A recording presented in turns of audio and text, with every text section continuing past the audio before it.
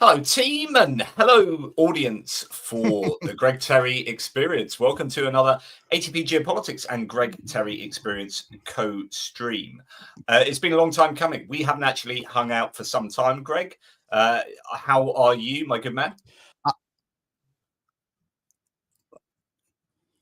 I'm doing great, Johnny. Sorry about that.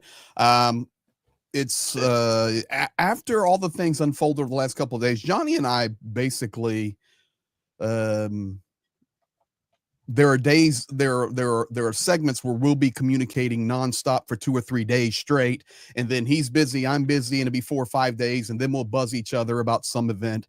And yesterday I said, you know what, with all that's happening in the world right now, and kind of being a little bit of Nostradamus-y, looking toward the speech that I knew the president would be giving At the UN. At the UN, and along with other world leaders, I messaged JP yesterday. I said, I think tomorrow's a good time for a live. And I think we nailed it, buddy, because there is a lot to talk about. Yeah, so goodness, where do we start? I mean, we can start with just what's happened, because he's also met with Zelensky in a bilateral meeting. 2 hours ago, the meeting began, and they gave a 6-minute press conference, of which Yeah, and there was also his speech, you know, at the UN, which was, sorry to swear here, but in my opinion, it was batshit crazy. Like it was. Did you see my thumbnail title? No, I haven't actually. You didn't? I had a picture of you and I on there, and my title is "The Global Shift." And you're saying to me, we're in a proper pickle, mate. And then I reply, but we never chuck it in, my friend. Yeah. How did I do with my Brit? Yeah, I thought I was in London for a second. Thank you. So we're in a proper pickle, but the pickle is, it's not just one pickle, guys. All of this stuff is connected. And I've been, you know, preaching this, saying this for years and years when I was looking in the camera and talking to myself and my mother. But now we talk to many more people, but all of this is connected. And I think we're seeing that unfold over the last couple of days, even in the UN speech with world leaders. But yeah, so much to talk to it. You drive the carriage, and I'll go. Yes. Let's go to okay. First of all, thank you everybody for being here. Thank you for taking time out of your day to spend some time with us as we discuss. JP and I do not see everything in a similar way, but there is a deepness of respect for each other and a friendship. Johnny has been with me in Ukraine on the front in crazy places like Kherson, and I deeply respect this man and his opinions. So, and he respects me as well. So it's right back at you. Yeah, this is going to be good. So for all of you that are new, I've had a lot of new subscribers to the channel. Johnny and I do a lot of work together, and I'm just grateful for his friendship, most importantly. Yeah. Now, all that said, let's jump to it. Yeah. So I guess to start off with, if we do it chronologically, and then we'll get to the meat of the meeting between Zelensky and Trump. So Trump had a UN speech that he gave that was quite frankly astounding in it, but and at the same time not astounding at all. It was 100% Trump. It was just Trump through and through. But it's not what you should be doing in front of all the other countries at the UN to effectively open UN, really. And he basically got up and was talking about how his polls are the best they've ever been. He can't help but to treat everything like the memorial for Charlie Kirk, where he started talking about making a health announcement with RFK Jr. about autism at the memorial speech for Charlie Kirk. And you're thinking, they don't want it. They will clap you because they'll do everything. They love you that much. But in reality, that's deeply inappropriate, right? Let me pause you on that. And I want to say, even yesterday, I called Prof and I said, you know what? I was very thankful for Johnny's video. I watched it, JP. Your analysis of the memorial for Charlie Kirk. So there are things that we have to remember. Charlie Kirk was assassinated. Now, whatever the story comes out about that in the future, it's horrible. The man had a wife. and very young children, and was literally killed in front of the world, and everybody has seen it unless their eyes have been closed. So it's tragic. Forget any viewpoints. The memorial service, just that amount of people just shows respect. Okay, that's it. Leave it there. Leave it there.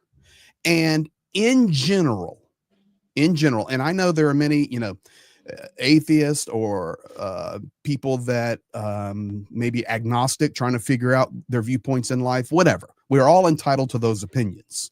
And you say, well, I'm not really hip on them playing Greatest Thy Faithfulness between the speakers. Okay, whatever. You're entitled to that opinion. God bless you.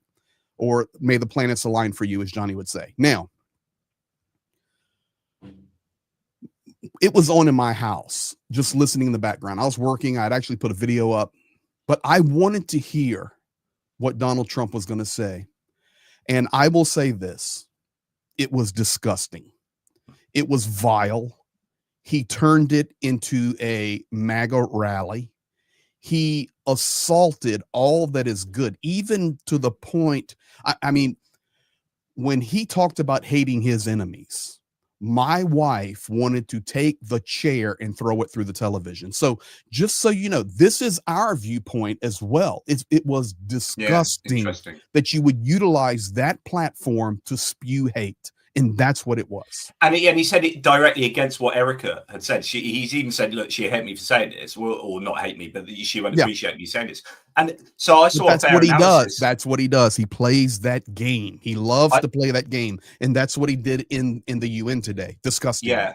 I saw a fair analysis, just to finish on the Charlie Kirk thing, because it's not about that. But no. The fair analysis was that I was listening to said, really, they should have ended with Erica, the wife, the widow.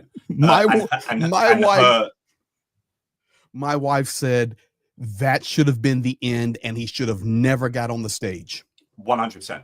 And then you had Stephen Miller, who gave a supposedly plagiarizing Joseph Goebbels, speech from Goebbels, literally gave a fascistic, I would argue, a fascistic or at least style of speech that I think was wholly inappropriate as well. So so anyway, that was a big I think this is an example for people that are new to my channel, or maybe you're here today first time on JP's channel, and you just got a demonstration of how we can communicate about topics that we see differently and find common ground in it. And so this is what JP and I do. Yeah. So I'm for those who don't know, I'm non-religious. I'm an atheist philosopher. I've written a bunch of books on the topic, and Greg is a former pastor, and so we have clearly very different views of how the world works. He's a Republican, I'm a liberal, so on and so forth. But actually, we kind of agree on Trump, and I think here's a good example. So he takes. So the idea is Trump is this narcissist that can't just stop talking about himself. It's disgusting. And just capitalizes on every moment to. So it's really interesting. Okay, we're now at the UN. Okay, let's go to the UN. Yeah, so we're now at the point where he's appealing to all world leaders, and I think this is a pretty good synopsis of kind of what he did at the UN here. So no, that's not what I want to do. This is what I want to do. So just this source says, Trump quotes, everyone says I should get the Nobel Peace Prize. And actually, let's just play you this bit. This gives you a right sense of what it was about. Wars is action. Now, after ending all of these wars and also earlier negotiating the Abraham Accords, which is a very big thing for which our country received no credit, never receives credit. Everyone says that I should get the Nobel Peace Prize for each one of these achievements. But for me, the real prize will be the sons and daughters who live to grow up with the mothers and fathers, because millions of people are no longer being killed. So he says, no, it's not really about the Nobel Peace Prize. It's about the people growing up with mothers and fathers, but it's not. It's about the Nobel Peace Prize. Like, he's desperate for it. And so the whole thing listen to how he speaks. He speaks like a 4-year-old going to McDonald's to get a Happy Meal. I can get a Happy Meal.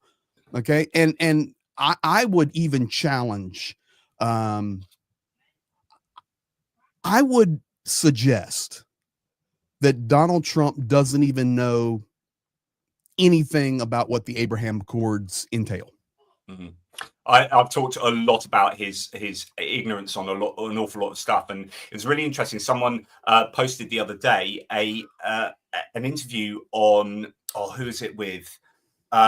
It was from, say, 30 years ago or something like that, and they're asking him what his favorite book was, and it was clear that he just doesn't read at all, right? And that was clear then, and it was a really cringeworthy conversation about Tom Wolfe and Bonfire of the Vanities, and said he didn't know that was his latest book, and then he said he hadn't read it, and then he said that was the best book he's read recently, and it was all just complete nonsense. But the takeaway from that is, even then, it is clear that he doesn't read. Now we heard in Trump 1.0 that he doesn't read, doesn't take intelligence briefings. Then Trump 2.0, he's not taking intelligence briefings. So when at the same time that Biden had 90, he had 14. He's taking one intelligence briefing every 2 weeks. So when you've got a febrile world like this, you have to be taking intelligence briefings. And he's just coming up with nonsense. So he talks about 7 wars, and he keeps talking about Albania being at war with Azerbaijan, then Cambodia with Armenia, and just nightmare. Anyway, yeah. Azerbaijan. Listen. Yeah. Listen. You do not have to take intelligence briefings when, and I quote now from the UN speech today, I'm right about everything. I'm right about everything. And all of your countries are going to hell. I'm right about it. So if you're right about everything, other opinions, intelligence doesn't matter, because you're right about everything. You see what I'm going? That's his mental acuity, which is, it's sad. So exactly right. So the other incredible thing that he said is, you're all going to hell. Mm-hmm. Which is so I'll play that next if you don't mind, just because. Let's do it, man. Let's do all of it, because I've got stuff for you too. Incredible. Now, Sid, I can tell you, I'm really good at this stuff. Your countries are going to hell. In America, we've taken bold action to swiftly shut down uncontrolled migration. So he's essentially talking about immigration, and he's literally saying all of your countries are going to hell, but we're all right. The other thing he said was, as I said, about poll numbers. But what I wanted to say here, that his UN speech is nothing but whining on the one hand, bragging. So either I'm amazing, or whinge, or playing the victim.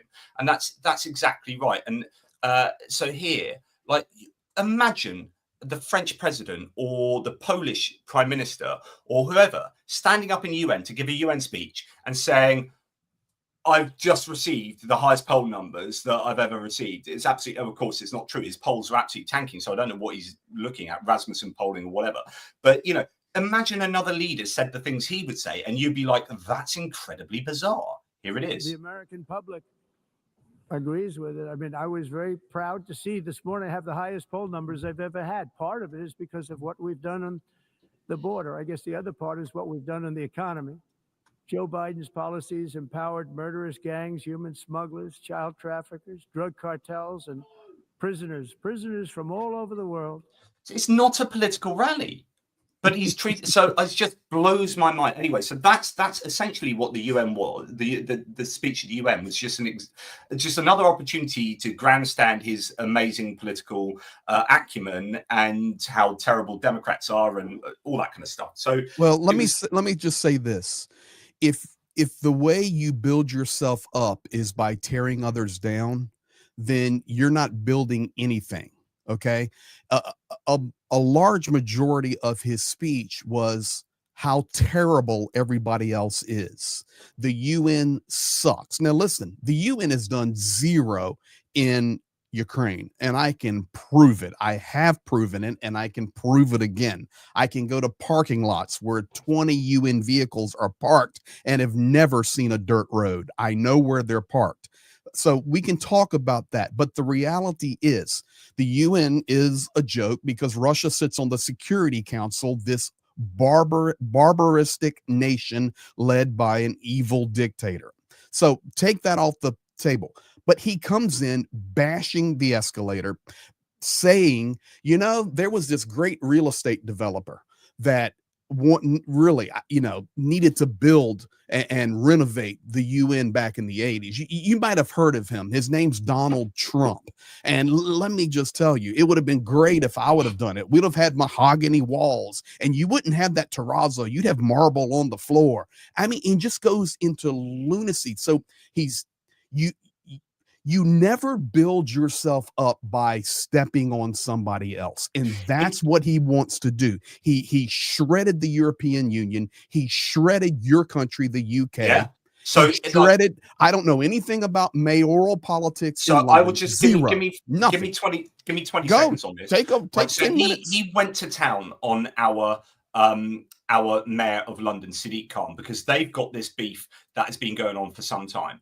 And he talked about is essentially to do with immigration. In fact, you'll get a little bit of it here, just the soups on of what he was. Oops, I want my big face there. Soups on of what he was saying here. I look at London, where you have a terrible mayor, terrible mayor, and it's been so changed. Now they want to go to Sharia law. No, they don't. That's a load of rubbish. You're in a different country. You can't do that. Both the immigration and their suicidal energy ideas will be the death of Western Europe. Suicidal energy ideas means renewable energy. I just, I don't even want to get onto that because I'll just get angry with him. But like, he keeps having a go at Sadiq Khan for immigration, and the mayor of London has no impact on immigration policy. So it's just like you're just attacking someone just completely unfairly, I mean, what was great is City Hall tonight announced that London City Hall said, we are not going to dignify a response to this these bigoted comments, which I thought was brilliant. And then Sadiq Khan himself did actually do a kind of meme response where he's saying London is the GOAT, greatest of all time. Anyway, so everyone gets the idea that this speech was just like grievances for pre-existing grievances, an opportunity to have a go at renewable energy, Europe, UK, other countries with their immigration, his own political enemies, and et cetera, your typical campaign rally. And at the same time, those leaders are not there for that. They're there to be led. Well, no, they are leaders themselves. They don't need to be led by the US. But it would be good if the US took like a really positive lead on really important things, such as Gaza and Israel, such as Ukraine and Russia. These really difficult, almost intractable issues.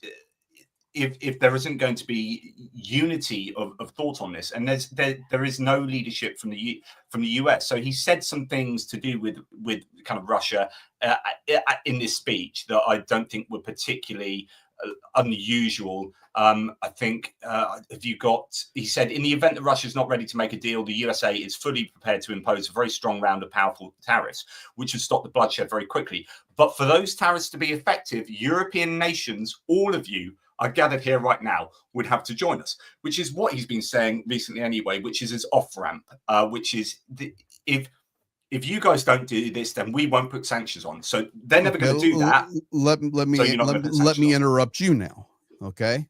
Because and I don't mean that negatively, but you wanted your 2 cents on the mayor. Now let me give you my 2 cents on Donald Trump and this one particular talking point that he will not get off of.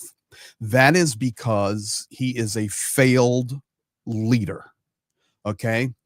And when I say I'm an American, our perspective, our support of Ukraine or any other nation on the planet, our standing up for what is right, our standing against Russia should not be dependent upon other nations. If we choose to sanction and tariff Russia, we are not waiting for Greece to do it. We are not waiting for Austria to do it. We will take the bull by the horns. We will lead. We will stand up, and we will say, no more. The tariffs are there. EU, you need to join us. We are going to lead by example. But when you move the onus, when you move the weight over, all that does is give you an exit ramp. And that's what he's doing. Yeah, it's easy 100%. To see. Interesting point here from from Gen Consensus. It says, at least Trump says Europe needs to stop buying Russian oil and leaves Turkey out. Turkey is the world's third largest importer of Russian oil and gets huge discounts. That's a really interesting point. So he likes Erdogan, although Erdogan was quite critical of him, sort of, over the last 24 hours. Erdogan spoke after Trump and shredded. I mean, when it came to Gaza, Palestine, international relations, he's holding up pictures. I didn't watch it all, but I checked on it right before we went live.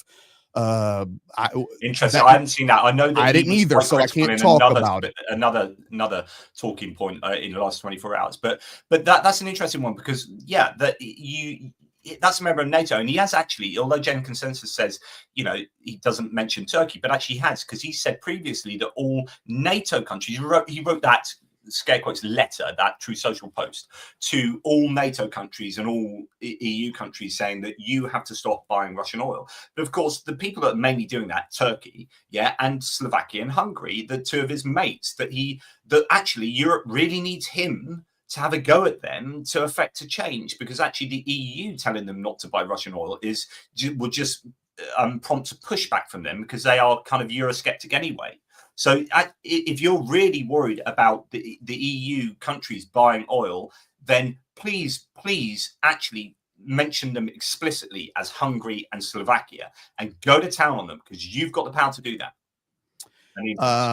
It's interesting because it was last night, I believe, Erdogan was on an interview with Fox News, and he made the statements that he has good relations with Putin and communication with him, which he does. And additionally, he's kind of, NATO is Humpty Dumpty that sat on a wall. They're just on the wall with everything in regard to many things. But I'll tell you, he said, I don't see this war in Ukraine ending for a long time. And that when you hear somebody who has a little bit of inside perspective, and I believe Erdogan has some inside perspective, meaning he knows more about what is Putin's intentions.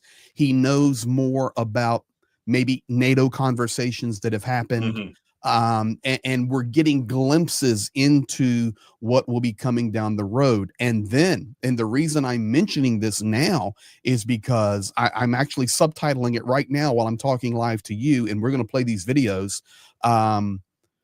Trump confirms everything Erdogan said last night, and not at the UN meeting or the speech, but in his 1:00 Eastern, 8 p.m. Ukraine time, short meeting with President Volodymyr Zelensky and the 6-minute post press conference. I've got all the video, and it confirms everything Erdogan said.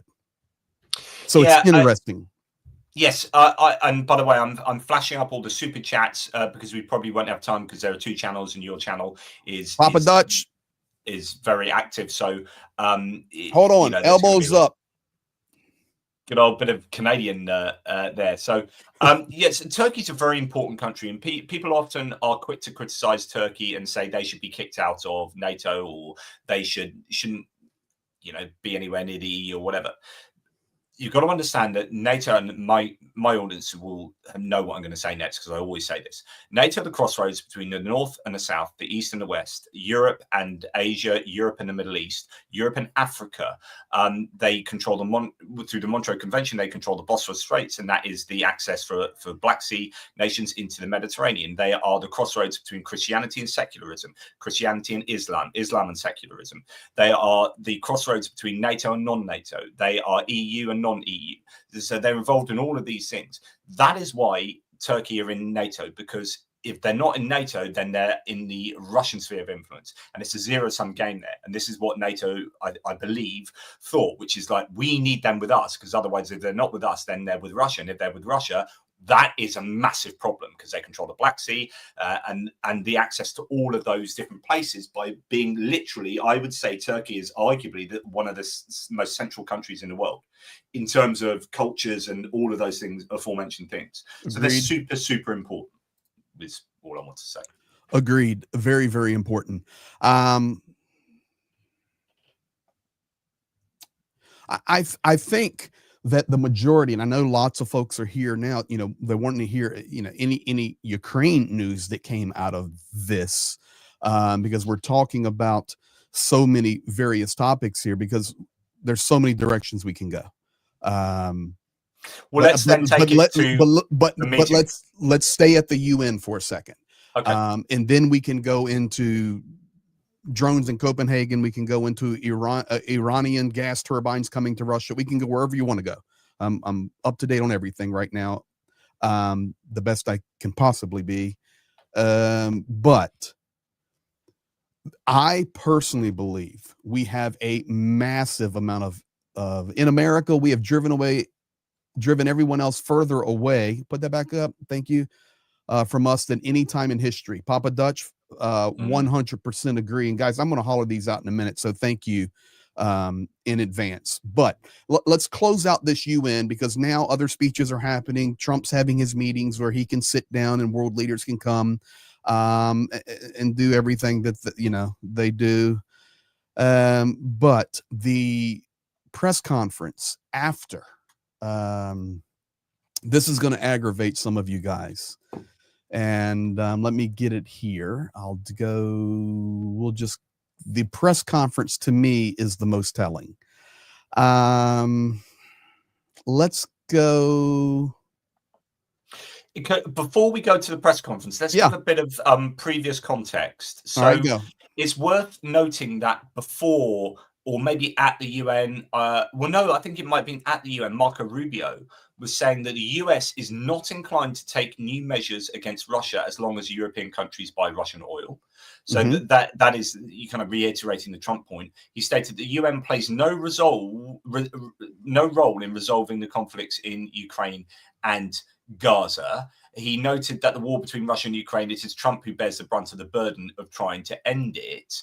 But he said that in an interview that Washington could at some point stop facilitating efforts to resolve the war in Ukraine if no prospects for peace are seen. So again, this kind of nebulous idea that if you guys don't sort it out, we're going to walk away, which is, I think, just priming everyone for the fact that they will walk away.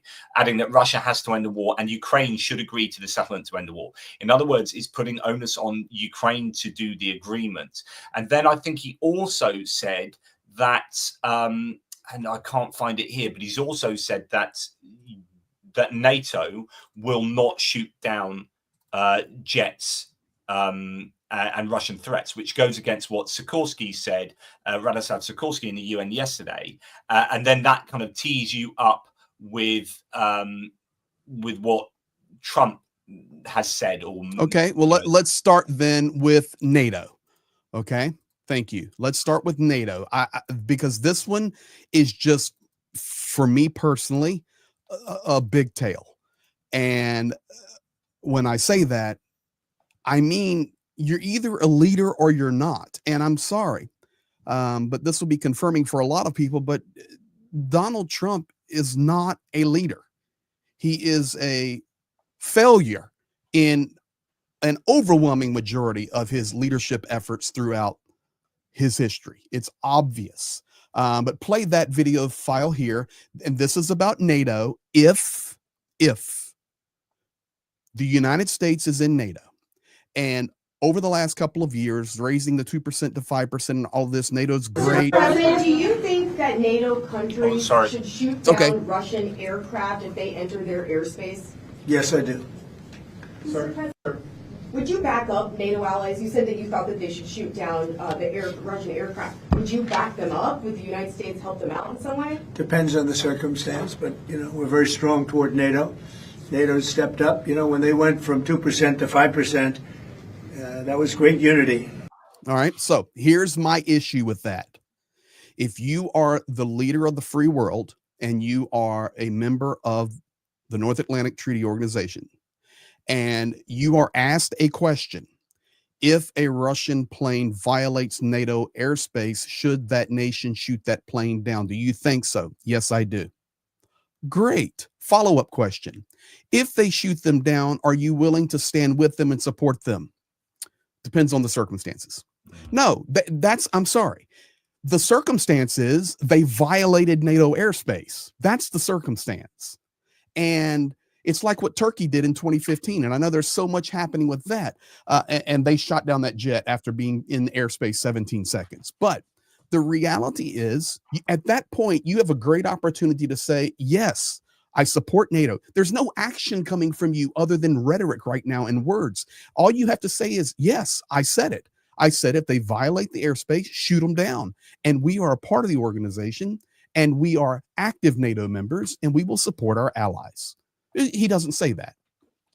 So this is what Rubio said. He said that NATO will not shoot down Russian planes if they do not engage in aggressive actions. I think you've seen NATO respond to these violations the way we always respond to them, which is when they enter your airspace at your defense zone, you go up and intercept them, he said. So he's just saying, well, carry on as usual, just try and usher them out of the airspace. And I think Mark Rutte, the Secretary General, has also come out and said NATO are not going to shoot them down. So you've got a NATO country, the foreign minister, Radoslaw Sikorski of Poland, Yes. saying we are going to shoot them down. Now, I'm sure he would only have said that with a say-so of NATO, right? I'm sure he's not going to have not spoken to NATO, say, you know, it's got to come from some agreement with NATO. Then he says that, and then Rubio says, no, we're not going to shoot them down. I think Rutte then is saying we're not. And then Trump says, yeah, NATO are going to shoot them down, and we may or may not help them depending on the context. And you're like, what is going on? There are just so many mixed messages. Because I'm going to answer why there are mixed messages in the next two video clips. The next one is ready. Any update on your talks with President Putin, and do you still trust him? I'll let you know in about a month from now, okay? Okay, that is the answer. He's sitting right beside the president of the nation that is being decimated daily with these strikes. Civilians being killed. A very horrible and difficult front line. The drone warfare going crazy. He's sitting right beside that president who Donald Trump knows Zelensky and Putin hate each other. He said it multiple times. He knows that Zelensky does not trust Putin at all. In fact, Zelensky would say the exact opposite of it. So he's going to say, well, you know, do you still trust Putin? Well, I'll let you know in about a month. Okay. So I find It's that disgusting, absolutely brother. horrendous. So we've already had 7 different times given by Trump himself. So you've had 2 weeks, 2 weeks, 2 weeks, 2 weeks. Oh, whoa. Then it went 50 days. Then it went 10 to 12 days. Then it went 2 weeks. So those are the 7. And now we've got a month. Okay, it's not the kind of sanctions thing, but it's like, it's the same kind of thing. I'll let you know in a month whether I trust Putin or not. It's just, honestly, it makes me so angry. Okay. Can I just, before I got Mark Rutte, what he said, sort of correct, but also sort of wrong. So he actually is quite nuanced here, Mark Rutte, the Secretary General for NATO. This is what he said. And as no immediate threat was assessed here in this case, shooting down the mix was not necessary. And of course, what we will always do is to make sure that we react in a proportionate way. But if necessary, you can be assured we will do what is necessary to defend our cities, our people, our infrastructure. So that was a bit of both. So he said it wasn't necessary to shoot the MiGs down in that particular situation. But if it is necessary, we don't have a problem with doing that. Breaking news. Okay, here it comes. And this is leading up, and I have to give a big shout out to @Live on Tropics for making me aware of this. I happened to look down at the chat and just see it. My mods, thank you to all the mods working. They're sending me comments and questions on the backside as well. And you guys are chatting. We thank you for everything. But breaking news, Johnny. And before we go to the breaking, I want to play this video. It's nailing it. My thought process. It's not a good thing for Russia. This was supposed to be quick. There you go. Go. And so, you know, Russia doesn't look very distinguished, having taken 3.5 years now, right? It's about 3.5 years of very hard fighting. And it looks like it's not going to end for a long time. All right. It's not going to end for a long time. So forget the month on Putin, forget 2 weeks, forget tariffs, forget sanctions, forget all of it. It's not about 24 hours. I thought it was Forget gonna... 24 hours. No. All right. Now, Okay. please pull up Truth Social, Donald Trump's Truth 38 minutes ago. His tweet, sorry. I'll find it out. Give me a second. Keep talking, and I'll find. I'm reading it now. It was in my chat, but I think we've laid out logically what has happened today. You know, of course, the Donald Trump madness will be there, but then the press conference, and now we're going to get there in JP in the Queen's English. There is this one after getting to know whatever right, that okay. one is. Go for it, brother. After getting to know and fully understand the Ukraine-Russian military and economic situation, and after seeing the economic trouble it is causing Russia, I think Ukraine, with the support of the European Union, is in a position to fight and win all of Ukraine back to its original form.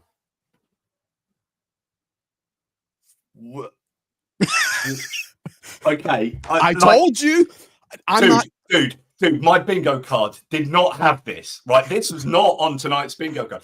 And lo and behold, Donald Trump has just given shivers down my spine and I've got goosebumps on my arm, right? That's how freaking important that is. This is...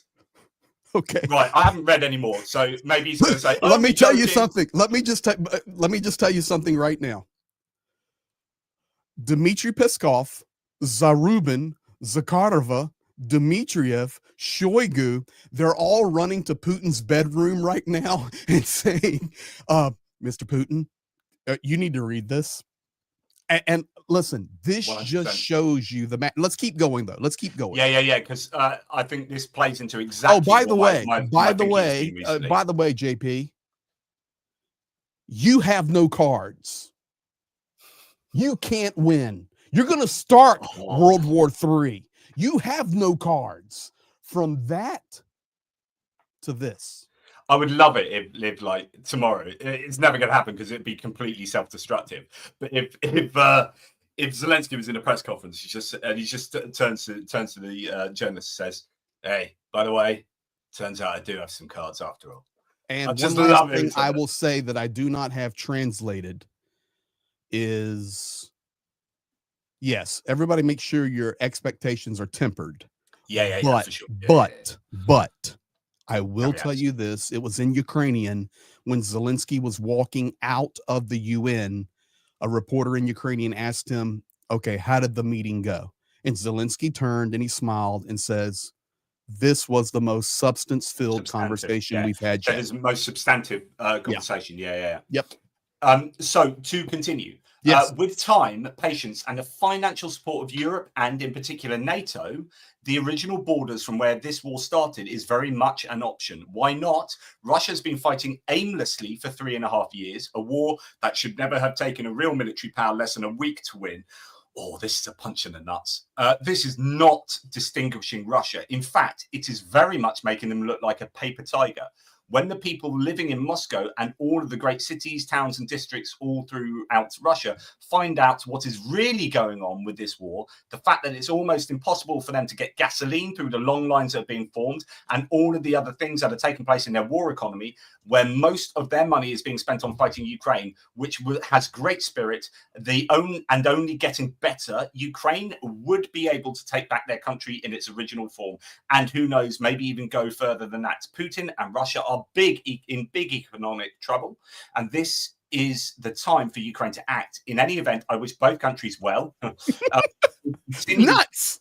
Okay. What a random thing to say. Nuts. Just when Hitler was just coming towards the end, getting to bunker time, you're like, oh no, I do wish him well. I wish both countries well. We will continue to supply weapons to NATO for NATO to do what they want with them. Good luck to all. Donald J. Trump, President of the United States of America. That is absolutely gobsmacking. And do you know now, what? This is the thought that occurred to me. Okay. He's actually got intelligence. Thank you. Did you say I have intelligence? That can be read in all sorts of ways, mate. Listen. Donald Trump just signed out of this war officially from trying to stop it. That's what that is. Okay. He just closed the door to negotiating a peace, a trilateral meeting. Let me sit you two down and bring you together. He just exited that stage. He had a conversation with Kellogg, and Kellogg knows the truth, and he is going to make money on the war by selling weapons to NATO and NATO into Ukraine. Good luck to Ukraine. We wish both countries well. We will continue to supply weapons for NATO to do what they want with them all. Good luck to all. Okay. In my opinion, as an American that I listen to our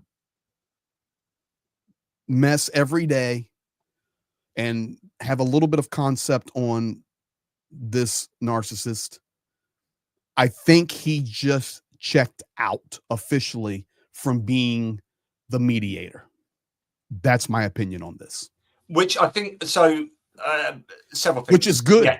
Yes. So I think that was kind of where he was going anyway. Like, irrespective, I think he wants out because it's intractable for him. He can't solve it in 24 hours.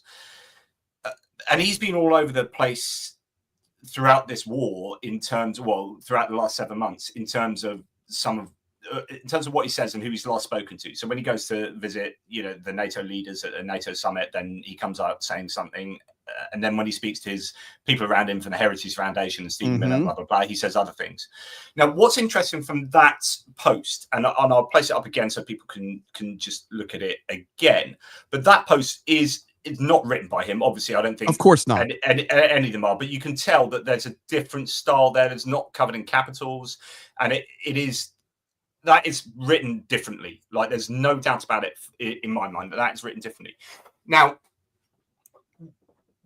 what has happened here, in my opinion, is that he has received intelligence. He has received actual information about what is going on. And what I've been reporting on, I'm sure you have as well, Greg, is that the Russian economy is in a lot of trouble. All these indicators that we've been showing, that I know people are saying, well, you said it's going to be collapsing, or certain analysts are saying it's going to be collapsing tomorrow, next week, very soon, and it hasn't happened. But they've got wealth fund to draw on. They can go to a war economy. There are things that they could do, but actually some of those are running out. Like, the wealth fund is getting decimated, and all the indicators, all the canaries in the coal mine are dying. Like, then the hit on the refineries, I think, has really hurt them. So we're hearing that the army is starting to ration diesel, which is a huge problem. There are all sorts of closures of petrol stations, and people struggling to get gasoline or petrol and now diesel, and then the income from the hydrocarbons, both from sanctions. So sanctions will be biting, and they will be cumulative as long as they're enforced. They'll be cumulative. And then EU's added on a 19th package just now. And then you've got, banking issues, and you've got pressure on India and China, whether that actually happens or not. All of this is just closing the net, on Russia. And then I'm pretty sure he's got actually decent intelligence of militarily what's going on. Now, it's not to say it's all roses for the Ukrainians. It's really freaking difficult, and certain areas are pretty disastrous. But Sumy, I think, is disastrous for the Russians at the moment. Prokrovka's looked a lot better for the Ukrainians. Kupiansk seems to be back on track, these are all places that, if the Russians had huge reserves, I know there are theories that they're amassing 300,000, but I don't think that's true. I think if they genuinely had reserves, they would be being poured into these places, but they're taking from Sumy, they're taking from Kherson, piling those people into Prokrovsk to try and stop Prokrovsk being the disaster it's looking like it is going to be, or possibly is, for the Russians. And all of these indicators are that Russia is a paper tiger, and is not in the position that he probably thought they were when he kept saying, look, it's a country with 11 time zones. Look how massive it is. Ukraine can't possibly win against Russia because it's so big. Someone's come to him and said, do you know what? They ain't all that in a bag of chips. They are in trouble militarily and economically. Well, let me just say one thing. On the front lines, we do have some good news in some of the locations, as you mentioned. The best news is in Sumy region, but I can tell you, it's horrible there, man. I don't care. You've got to listen to Andrew Perpetua on this one. He's accurate. And I'm telling you, Russia has a lot of crap down there, but unfortunately, the drones are so bad now, Johnny, It's so bad with drones, both sides, Russia to Ukraine, Yeah. Ukraine to Russia. The front looks completely different. Like this zero line is not a zero line specifically anymore. It all becomes gray, to be quite honest with you. Logistical transports are nightmares for both Ukraine and Russia. It's just a fact. But Ukraine is smashing their economy. Last night, Ukraine shut down Moscow skies. I put a video up about it. It did very well. A lot of people saw it. And what you have to understand is Moscow is a mega city.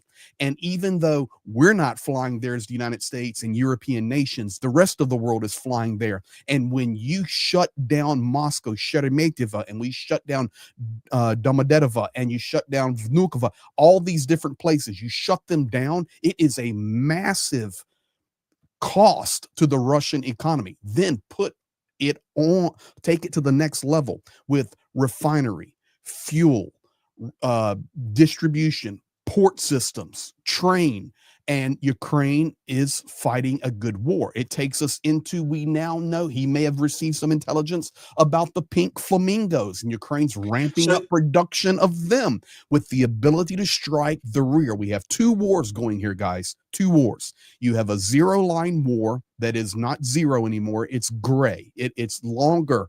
It's not about bullets and guns, although bullets and guns are very important. It's about drones. And then the second front of the war is in the rear. It's coming into the fall and the winter. I know you want to go at it. Coming into the fall and the winter, it's going to be critical for Ukraine as far as gas, and I mean heating fuel, and electricity. They have to defend those generating and supply places. And for Russia, Ukraine keeps smashing the gas, the oil, the ports. And I think we're seeing some light at the end of the tunnel that Ukraine actually is crippling Russia. That is why it's going to be vitally important to see what unfolds with Russian relationships going towards BRICS and China and India and Iran now with these deals. That now has to be touched. And this comes right on the heels of Erdogan last night on Fox News saying the war's not ending.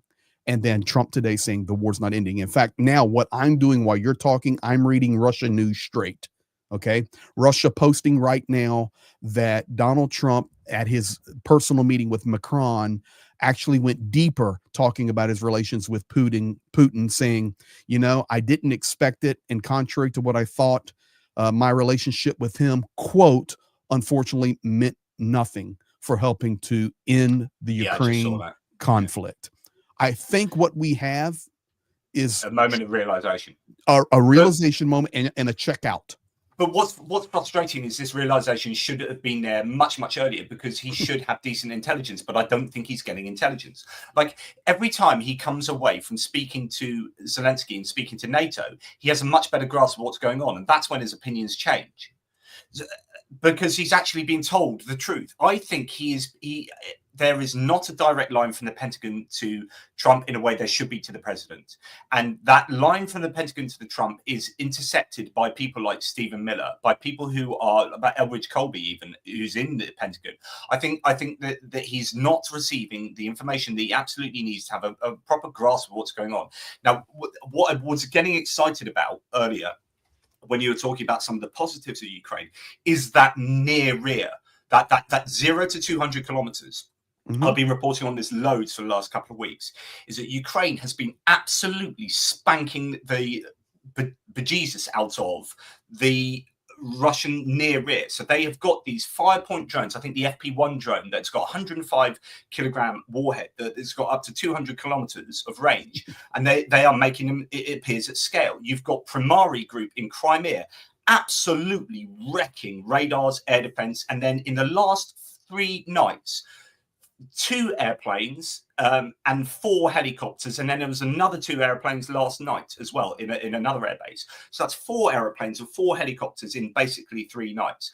And I think as a degradation of the Russian air defenses is now, I think, starting to accelerate or starting to bite. I think it's just been going on for some time, but particularly in Crimea, you are starting to get the ability to then hit anything you want in Crimea. And my theory this morning, Greg, and I'll be interested to see what you think, is the attack last night into Moscow was probably never going to result in anything meaningful getting destroyed. So they probably did send quite a few drones, which cost quite a lot of money, into Moscow. And you're thinking, what's the point if they're going to get shot down because the best air defenses are there? But that is saying, my opinion is that's the Ukrainians saying, yeah, you need to keep your best air defenses around Moscow because we can hit Moscow. We've taken out some things around Kaluga Oblast, which is on the way to Moscow, and we've taken out some strategic air defenses there. So we can hit Moscow if you don't have those air defenses. And also, we're going to absolutely rinse Crimea. And do you know what you can't do? You can't move your air defenses from Moscow to Crimea because we've just communicated to you that we can hit Moscow. So last night was just telling him they've got a dilemma. Isn't it interesting that the Moscow attack in Crimea, specifically Moscow, was done the night before the UN meeting with Zelensky? Yeah. I can tell you now I'm getting more out of Zelensky that he stated, quote, Trump is the one who can fundamentally change everything, and even with moving out from the mediator position or thinking he can solve it. And then today I can say Trump trusts me more than Putin. That's a Zelensky statement. That's a huge statement. Okay. Listen, and to say that in public, that's huge. And Zelensky just said Trump is now realizing that the information Putin was sharing was far from the truth. It was a good meeting today. He was getting his information from Russia. Like I said, of course. There was stuff that he was saying that was like, well, that's just the Russian information. So, like, what are you doing as a president of the United States? Getting your information from the adversary and then using that to derive your conclusions and your actions. So, yeah, what Zelensky's just said there is massive. That is huge. I wish it would have been said years ago. I wish it would have, because there's been a lot of loss of life. And when we talk about this, we need to remind ourselves that this is stoking the war fire, not diminishing it.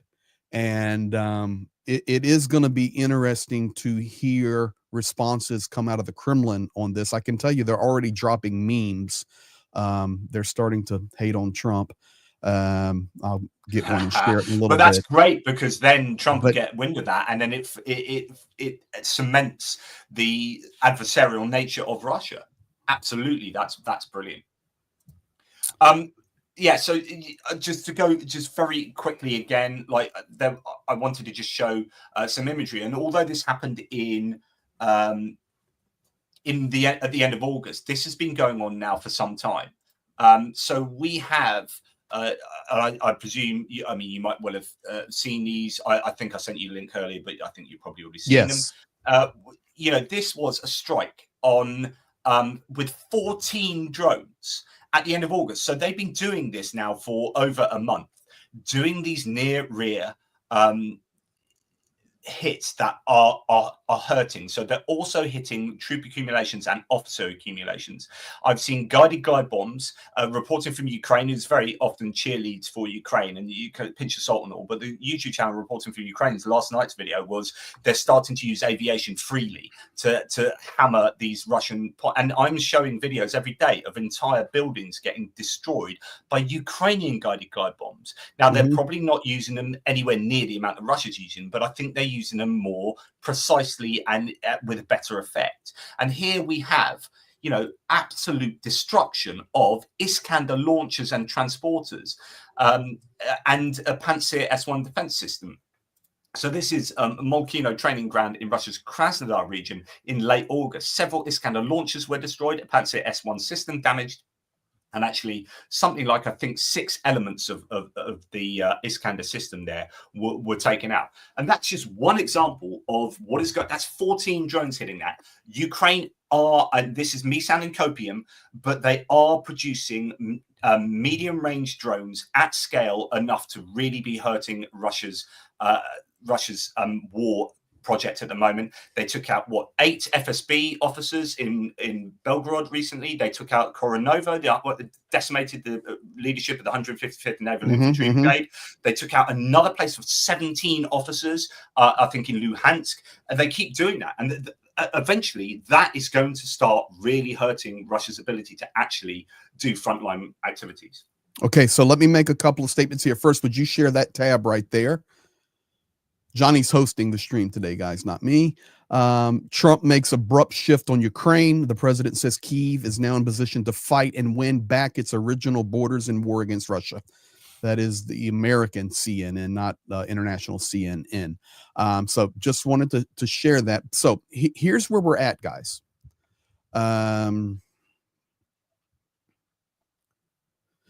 There had to be a shift. And let me make this statement. I do not trust Donald Trump as far as I can throw him. And I've got news for you. I can't even lift him. Okay? He's only as good as his last 10 minutes. That's correct. But this was needed. 100%. This was needed. And I know there's so much hatred for Donald Trump. And it's not only from the left or the centrist. There's even a lot of hatred toward Donald Trump from the right. And there's a lot of love for him in that far right extremism. Okay, that's just reality. So we cannot be an ostrich and stick our head in the sand and just hope everything's better. The bottom line is this shift needed to happen. A statement, at least this statement needed to happen. And now what do? It's going to be so interesting. I'll be up late tonight to hear what is coming out of Russia. I'll probably put a video up late tonight. Guys, this is a shift. Yeah. This is a shift. So now we have to honestly evaluate. And that's why I think people come to your channel and my channel and others that we stand together. We need to deal in facts and deal in truth. The fact is, there could not have been a better statement written. And I know he didn't write it. Yeah. But come from his account. Completely agree. So now we have to see what comes from it. But I can tell you this right now. Ukraine is locked and loaded. And they want to liberate their country. And we are supporting them. They are fighting for freedom. They are the one led by President Vladimir Zelensky, who, against all odds, at the worst, most critical situations, when you're being screamed at in front of the whole world by J.D. Vance, who is a moron, okay? And you're being pointed at and you're being tapped on the shoulder and you have no cards. And Zelensky, knowing that within a matter of weeks, he would open up tractor trailers and disintegrate a part of Russia's strategic aviation. He already knew it, guys, Operation Spiderweb, and he never said a word. Now, fast forward all the way to September the 23rd, 2025. Zelensky walks out and goes, yeah, substantive meeting, the most important we've ever had, and you'll hear some good things about it. Trump trusts me more than Putin. And then this message comes. We have to take it for what it is, and then we'll see what happens in 6 hours. We'll see what happens tomorrow. But this is a good moment. This is the time to act. It's just incredible. I mean, that just simple statement is so divorced from what Trump has said at any point previously. He's never once said anything positive about Ukraine's ability to prevail in this war. And that whole thing, they can take back, like, even I don't think they can do this, Greg. Like, even I don't think, after getting to know and fully understand the Ukraine-Russian military and economic situation. So again, that's the admission that he didn't know it before. Like, that's the implication. Okay, keep talking. I'm going to subtitle this. This is breaking in Russia right now.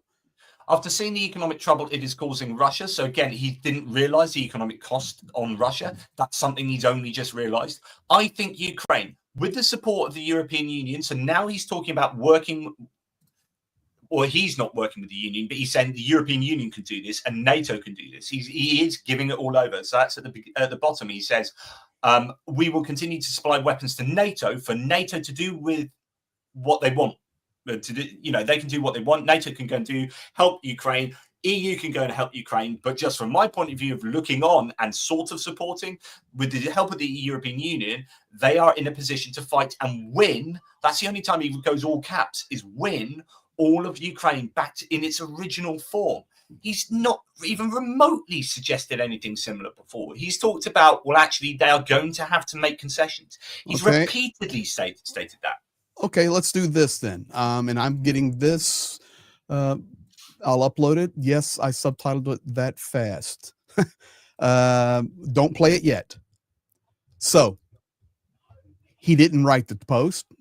No problem. Great. Yeah. But you can't deny what you're getting ready to hear. Play this one. Okay. Bad situation, but most of you have seen the recent statement I put out a little while ago. Sorry, it's not. It's okay. Do it again. Do it again. A bit funky. Situation, but most of you have seen the recent statement I put out a little while ago, and I'm glad you got it. But I feel that way. I really do feel that way. Let them get their land back. Yep. So we'll see how it all works out. And so, by the way, just from a point of practicality, Greg, like, let them get their land back. He could, of course, he couldn't write that because he's just been in meetings. Like that would take him to write that. Donald Trump would take him. Okay, could dictate it, but that's a good 20-minute, half an hour bit of like taking. That's a serious bit of communication you're doing there. And of course, he's been in meetings the whole time, and then that comes out. So this is coming from his staff. But you're absolutely right. Getting their land back, that is absolutely huge. Let's play it again. Please. Sad situation, but most of you have seen the recent statement I put out a little while ago, and I'm glad you got it. But I feel that way. I really do feel that way. Let them get their land back. Yep. So we'll see how it all works out. Now, let me say something about this. If it changes tomorrow, it changes tomorrow. But this is what we have right now. And it's good.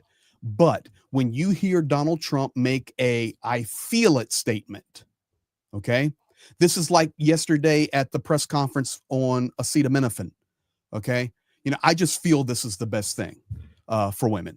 I feel it. So that's his way of, historically speaking, that he may actually stay on this course a little bit. We'll see. I will tell you this. Let me subtitle this one. I want to say that Tim White, someone that I've interviewed a number of times, and I use him as a source, I think sums it up pretty well. Amazing post by Donald Trump after meeting Zelensky, but it does imply he admits he was talking nonsense and didn't have a clue what was happening until meeting Ukraine's president.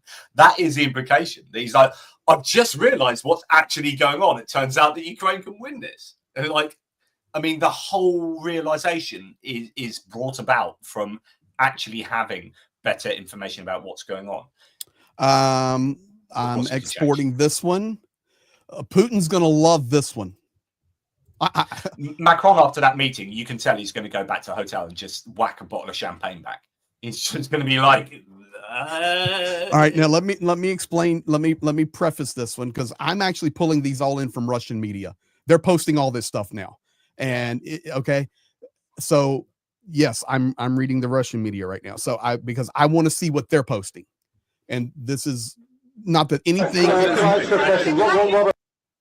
Not that anything in Russia is ever reputable, but this is what they're watching.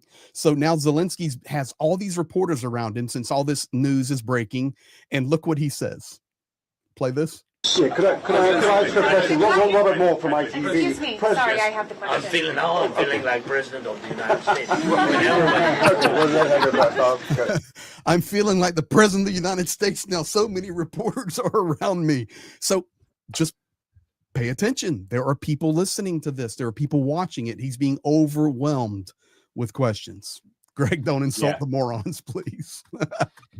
I will do my best, Oink. Yeah, so this is pretty incredible, but then we've learned now to temper our excitement. As you can tell, I'm excited by this because I think this is one of the single biggest shifts that we could possibly imagine. I mean, and it's just happened like that. There was no sense that this was coming at all. In fact, if you looked at the, in fact, maybe there's a little bit of unpicking to do here, Greg, because he was speaking at the UN. At the UN himself, right, and he was just regurgitating his normal BS, right? Correct. All his kind of just talking, rally, all that rally stuff, and this is inside him. That's coming out as a sort of a torrent of BS, right? And then he's got the usual. We'll sanction Russia if you guys sort it out over there. You guys need to do it, and then we'll come on board. But that's never going to happen. I know that, so we're not going to sanction Russia. Then he goes away and meets with Zelensky for how long? 8 minutes, I think, and then a 6-minute press conference. So, like, don't quote me on the 8 guys, but that's what I read. But even if it's half an hour, like, how do we explain that shift in that amount of time? That is odd, isn't it? Like, you would need to sit down and actually look at data, look at maps, to get a proper understanding and say, well, is this true what you're telling me? Rather than 8 minutes, he's just told me that the bloody economy's in trouble. Like, it was already written. It was already decided. What? The course of action was already decided. I personally feel it probably happened overnight. So that's kind of my point. Yes, that's kind of my point. That Trump hasn't decided that because he can't have taken all of the requisite information in that time period and make a considered post like that.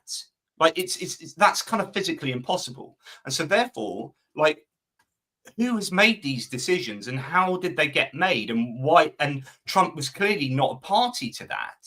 Like that. Surely, if Trump was a party to that, then he would have hinted so in his speech in front of the UN. Do you know what I mean? Like, yes. This, I think there's definitely a bit of unpicking to do there because maybe this is the Pentagon and forces behind Trump that have finally come to a realization, or maybe they fought their way to prominence where Heritage Foundation people have been against. I don't understand how this has come about. I want you to play this video file one more time because Mitch Ashdown just super chatted. And guys, Johnny, I want to catch up with the super chats. A lot of people are super chatting and commenting. Let's make sure we get all of those. But Mitch Ashdown just super chatted and says, you know what? The smile on Zelensky's face told it all. Play that video one more time because, yeah, that was a genuine smile. Robert Moore from ATP. Excuse me. Sorry, I have the question. I'm feeling like president of the United States. There, right there. Yeah, that's genuine, man. That's 100%. Genuine. Yeah. Now, if you'll pull up the screen I'm sharing, that is Dmitry Medvedev. About 2 hours ago, Russia's ready to comply with the START treaty, which I signed in 2010 when he was president. Now the Trump admin must decide, but adhering to the letter of the treaty isn't enough. The U.S. must give up on weakening Russia with sanctions and tariffs. Otherwise, the risk of direct conflict remains high. So this has been bubbling away for the last 24 hours. I haven't actually reported on this, but it's due to, if we hadn't had this live, I was going to do geopolitical news, and I've got like a bunch of these. But one of them was using the START, which is nuclear arms control. Yes. Using arms control to try and here it is actually. So this is what I was going to say. This is a good time to bring this in. So Euromaidan Press says the Institute for the Study of War states that Putin pressures Trump on arms control to facilitate US-Russian rapprochement. So Putin's arms control overtures aim to deflect from stalled Ukraine negotiations while securing US concessions, according to ISW, and that forecasted this Russian strategy in August 2025. So they actually have predicted this, which was that when it all stalls, or if it's looking bad, I would say if it's looking bad for Russia, then they go in with let's do nuclear disarmament and let's get that back on, or let's start visiting each other's countries to look at how many nuclear warheads we've got, etc., as part of the START treaty, which has fallen by the wayside because of the war in Ukraine. But now if we restart that, then you can let us off some sanctions. And then to me, that is a sign of desperation. Like, they do that because that's all the leverage they've got. Right, you want us to stop with nuclear disarmament. We know you're big on nuclear. Nuclear scares you, Trump. So let's get this back on track, and then you can let us off some sanctions. That is telling me that the sanctions are really freaking hurting. That's what I had to say to that. I have been showing all the super chats as we are going. Thank you. So every single one of them has been shown. Thank you. Because there's 2 channels, it might be quite difficult to go through them. It will. Let me just holler this out real fast, because I'm now getting there's finally some commentary coming from Russian analysts that there's no legit but consistent with their rhetoric. Paul Good A. Deberitz, welcome to my crew member, but man, you've been here forever. Pyro Kurt Brubaker, I need to mention this $25 super chat. Kurt is one of my moderators and had a tough night there, and praying for you, sir. And LJ Boone, I'm paying forward that long distance pizza delivery, and thank you to you and BB for getting me through yesterday. I guess I should also mention Nick Suter. He's from End Time Independent News. Thanks again. Love you both. Nick, not so much. Agreed on that. Papa Dutch, member 19 months. Trump's excellent crook, useless president. Of course, this was all prior to any of this breaking. That's still the same. Johnny Nedregard, Norwegian island dweller. Hello, Hope Train. Rick Netherlands. Greg is a Brit's almost good as Jonathan as an Aussie. Thank you. That's a compliment. Papa no, I don't think it is, actually. So I do my Australian accent all the time, and I get ridiculed for it. But yeah. Blonde Bombsheller there. One of you got that up now. Thank you, Greg JP in chat, for being the best. Papa Dutch, waxing eloquent as always. Pether Olsen, Swedish non-smoking initiative. Yvonne Way, member 9 months. Slava Ukraini. F Oink, giving you a little bit. Hungarian Franks, align planets is pagan. Paganism is a religion. Take that, Johnny. I love it. That's the Hungarian connection right there. Papa Dutch, American Embassy Canada, more enemies in Canada as well. Follow super chat. Papa Dutch, elbows up. We hit that one. F Oink, all his sycophants, says he deserves the Nobel Prize. Oh, speaking of that, while I do this, I guess that takes the Nobel Prize off the table. Because if you want the Peace Prize, you just said, all right, go at it. We're going to sell weapons. How do you get a Peace Prize? Yeah, well, yeah, I think he's invalidated from all sorts of other actions. Of course, like but I'm just throwing it out there. But yeah, there was a question actually that I think is worthy of some debate here. When is Europe confident enough to set red lines without the need of the US as a backup? I don't know that that's ever going to be the problem for Europe is that they really do need the US in some way. Like, as much as we keep talking about, well, the US can walk away from this, they won't be walking away, because they'll be providing all sorts of intelligence that is insanely important. There's all sorts of logistics going on. There's kind of NATO frameworks and networks and logistics right throughout Europe that the US have a big hand in, bases in Poland and Germany and so on and so forth. Like, the US is so important. That is why neither the Europeans nor other NATO allies nor Ukraine has ever gone, screw you, US, or screw you, Trump, we don't need you, we're going to do this alone, because I don't think they can. And also because the more you push the US away, if you do it in a harsh way, like you've screwed this up, Trump, or you or this Trump or whatever, then Trump will just turn around and start cozying up to Putin. He would have no problem with doing that. And so it's always this delicate balance. And I've talked about this with my channel before, saying I understand we might not like it. It feels really dirty, but I understand why these leaders bootlick Trump. When Trump comes to these meetings, they get, where they call him daddy and they do this and all that kind of stuff. And it makes you want to vomit, right? But I understand why they have to do that, because that is who Trump is. He is that kind of not leader. He's that kind of narcissist. But you've got to do that, because if you don't, then you don't have the US on side in a way that you need them on side. Let me say this. I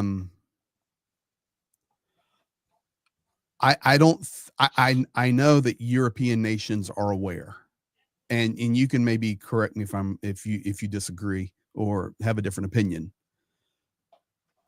but the European Union needs America in case this escalates further. That's just a fact, because the military is not there strong enough.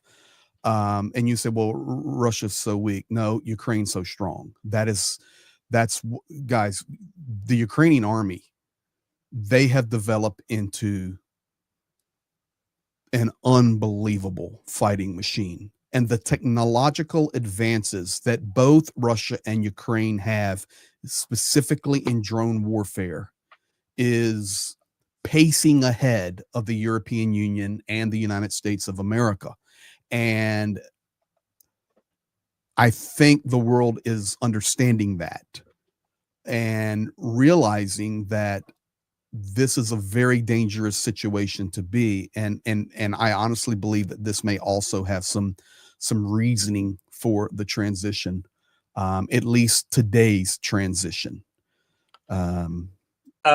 Yes. So it's, guys, I can't explain to you the difference in the war. I just got back from Ukraine. Okay. And I've been 16 months in Ukraine, running aid to the front lines in a war that is pushing towards 4 years. So that, as an American, you can see how much time I spent there. I've worked there for 28 years. Okay. I cannot explain to you how much the war changed in the last 4 to 6 months in regard to drone warfare. Johnny, I was driving through drone nets 70 miles from the zero line. Yeah. 70 miles, not kilometers, miles. They're already building them. Yeah. Jania and I come up on a supply road that we had to take because other roads are death roads. You cannot go on them.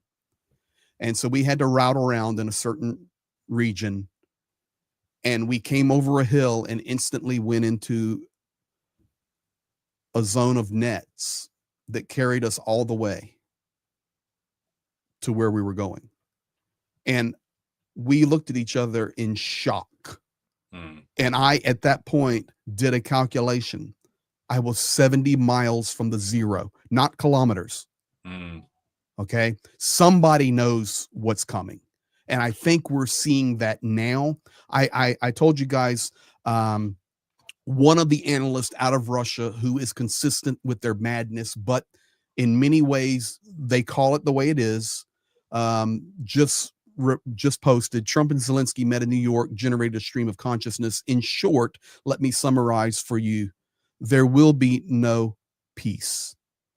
Among the nonsense that we heard today was the thought that I thought from Donald Trump that because of my relationship with Putin, this would be the easiest war to get settled. Unfortunately, those relationships mean nothing. We now see that Donald Trump has transitioned from the leader of a free world to a schoolgirl complaining that her best friend is no longer the best friend. Among the real interest of the ruling circles is in regard to economics and oil. And we see that America is moving to a profit status like never before. Trump's confidence now that our problems with fuel and gasoline will cause or lead Ukraine with a possibility to get back to its original borders, I am still trying to digest. I am shocked that these words have even appeared. In general, the United States today has achieved one goal, and that is breaking any hints of economic cooperation between the European Union and Russia. This war has been going on since 2014 on the former Ukrainian SSR, and now it is the hub of weapons, energy flow, and mineral resources. And we see that there is much more at play here than just a simple war between Russia and Ukraine. This war will be long. You need to prepare now, and we must move to a new phase. A few things. I watched an interview with Jonathan Fink and Simon Woodywitz. So Simon Woodywitz is a former military man from the UK, who is out in Ukraine. He works in sort of has stuff to do with security. He's previously doing like security in Iraq and places like that. He works with a business group. He has his own sort of entity there, trying to get investment from outside into Ukraine and trying to make sure it's done as safely as possible and whatever. But Simon Woodywitz, I met him when I was in Kyiv actually, and he says a couple of really interesting things. One is that he keeps saying this, and he said I shouldn't say this, but the UK are involved in Ukraine in ways that people don't understand. There are quite a lot of soldiers out there, and he said I shouldn't be saying this, but there's just a lot of stuff that the UK is doing that other countries aren't. So from a British person, I'm like, I feel quite happy with both my successive governments for continually supporting Ukraine in ways that we hear about the big things and the big ticket stuff, but actually there is an awful lot happening below the radar, and the UK has been massively involved in Ukraine on the ground since 2014 onwards, right? And that is continuing, so that's worth knowing. And he said that I get really frustrated that other countries aren't doing that, and he doesn't say which countries he gets most frustrated with, but there is this idea that the UK is doing stuff that other countries aren't, and that's pretty pleasing for me anyway, just from a British point of view.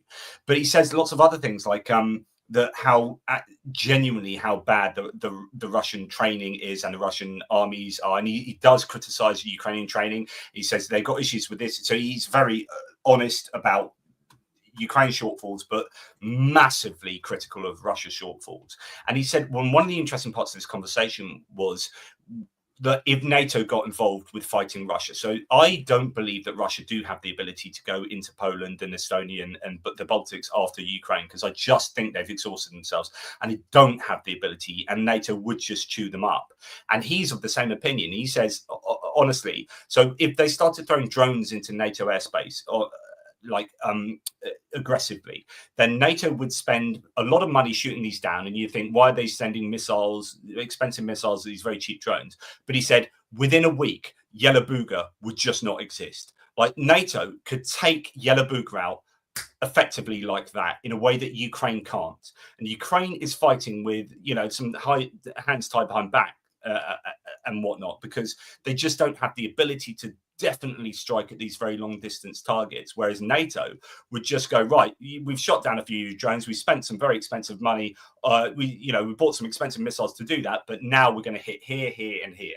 And I just, he was very critical of Russia's chances really going forward. Yeah. You bring up an interesting talking point that we haven't maybe considered yet.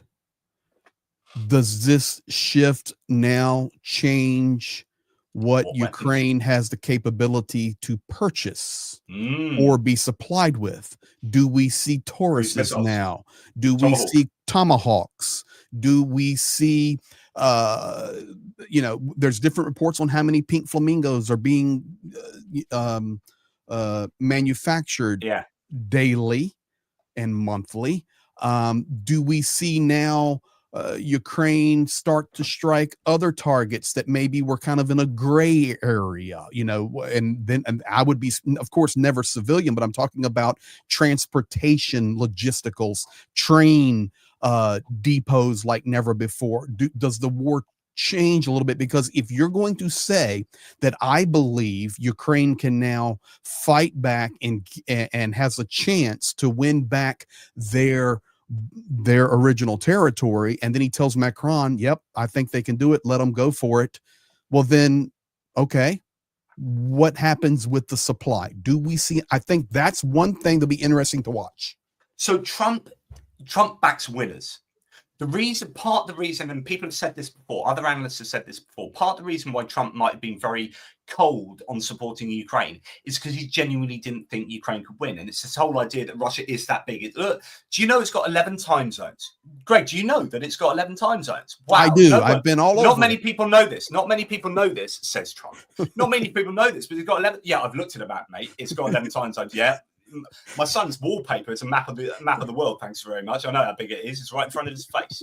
Right. So anyway, but he doesn't. But he thinks in these simplistic terms. And so since he's the sort of person that always backs a winner, only backs a winner, like whether it's morally right or not, he doesn't care about the morality. He cares about winning. He 100%. is And someone making that just wants to win and making money and maintaining power. And so if we may have just got to it may be very simple, Greg, that we've just got to a point where he thinks that Russia can't win. And he actually has the data now that genuinely suggests that they're going to find it hard to win. And then he's like, well, in that case, I'm going to back Ukraine.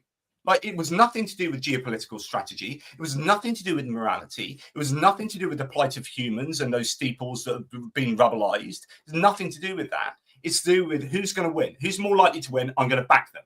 I'm not going to back Ukraine with everything because they're not going to win. Oh, I've got some information. I think they are going to win now. Right, you can buy Tomahawks. So this is maybe, I don't know that you will, but maybe, as you say. And we're hearing all sorts of stuff about flamingos. This came out today. Firepoint. Currently, flamingo missiles are using a penetrating warhead that pierces thick concrete and goes 10 meters underground. 10 meters, yeah.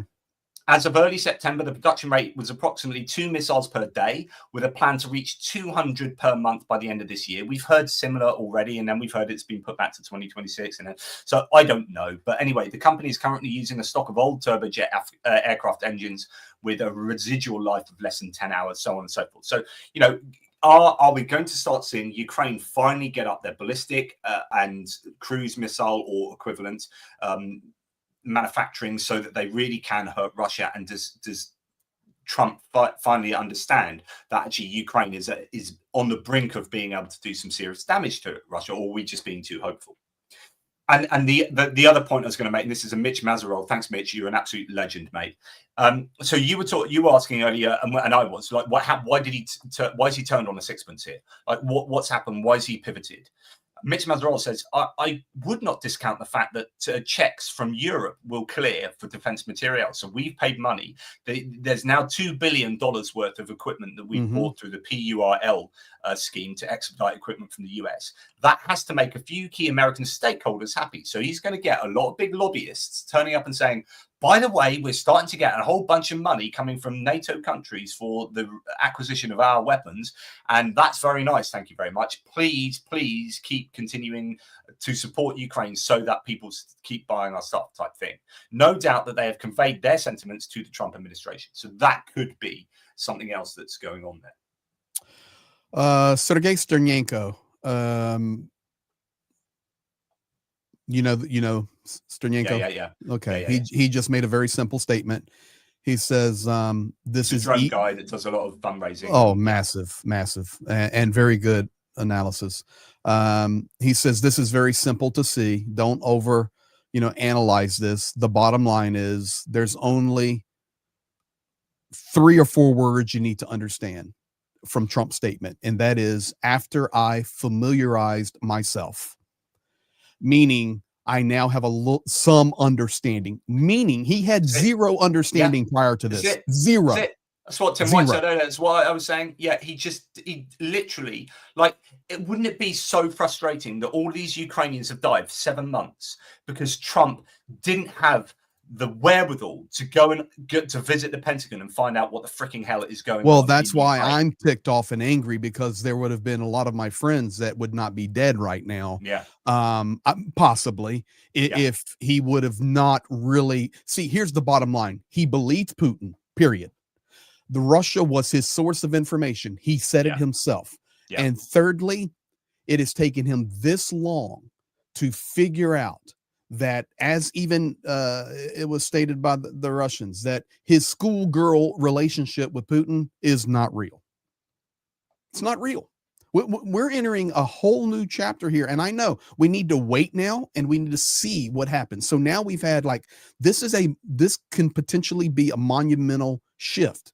So now the next 24 hours, I'm seeing someone in the chat right now, see stop action, mates. What happens next 72 hours? I can tell you what's happening in this hour. Kharkiv is under a massive strike right now.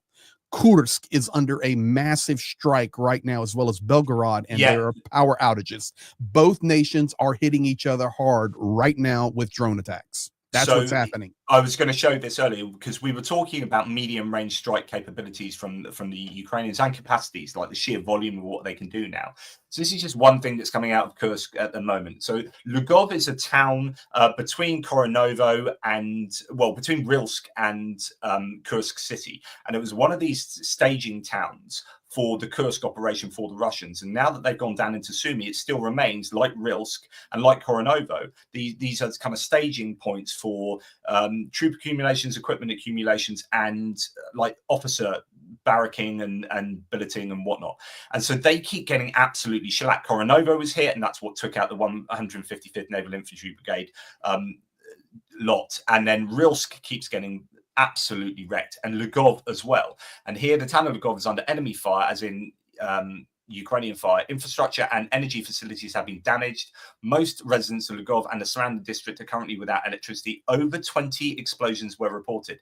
Now, they may be secondary explosions, or there could be 20 drones hitting. If 20 drones are hitting, then you are getting a different capability of Ukraine now, where they're. So I showed talking about this near rear. There was a base that was hit. I'll find the video for it, but it was done at night when 19 supposedly 5-point drones that have 105 kilogram warheads, 19 out of 20 drones hit this base in different areas. Now, that's not something Ukraine were able to do previously, other than maybe if they had a load of HIMARS missiles. They've now got drones that can do this. So you have a change in Ukraine's ability to cause absolute havoc in the near rear for Russia. And that will be hopefully something that the Americans are looking at, and the Trump administration is starting to understand. I'm trying to share an image here. Here we go. There you go. That's the official photo released from their meeting today. Does this one look different? Trump's looking happy. He's looking happy. Zelensky, that is a happy look from Zelensky. I'm telling you. Now, here's what's interesting. We've got more statements coming out now from President Zelensky. This has turned into like a live breaking news segment, to be honest with you. Not really what we planned. It's really good. But Zelensky is now saying,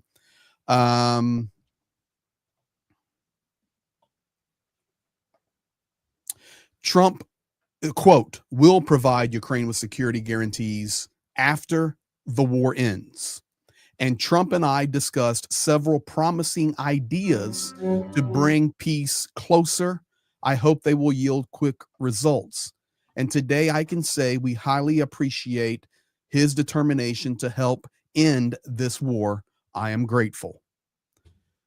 It's not an ending as in a negotiation. Let's have a trilateral meeting. It is an ending as go kick their rear. Yeah. This is a shift, man. Now we need to see what happens. Yeah. Just showing you on the screen, that's a base that was hit the other night by 19 out of 20 FP2 kamikaze drones. So causing the size of those explosions are much bigger than, say, a Lancet drone, which has about a 3.54 kilogram warhead. That sometimes bounces off the side of a tank. These are medium-range drones that are essentially like a HIMARS missile hitting. And I just think that Ukraine are in a different position to be able to really hurt the Ukrainians at the moment. I really hurt the Russians at the moment. I really, really do. F1, Russia has 11 time zones to defend, and Russia's problem is it's such a big country that it's like the analogy I always use, which is air defense is like a blanket that's not big enough for the bed. So when you pull it to one area to keep it warm over here, then your feet get cold down there. Then you put it down to cover your feet and your top gets cold.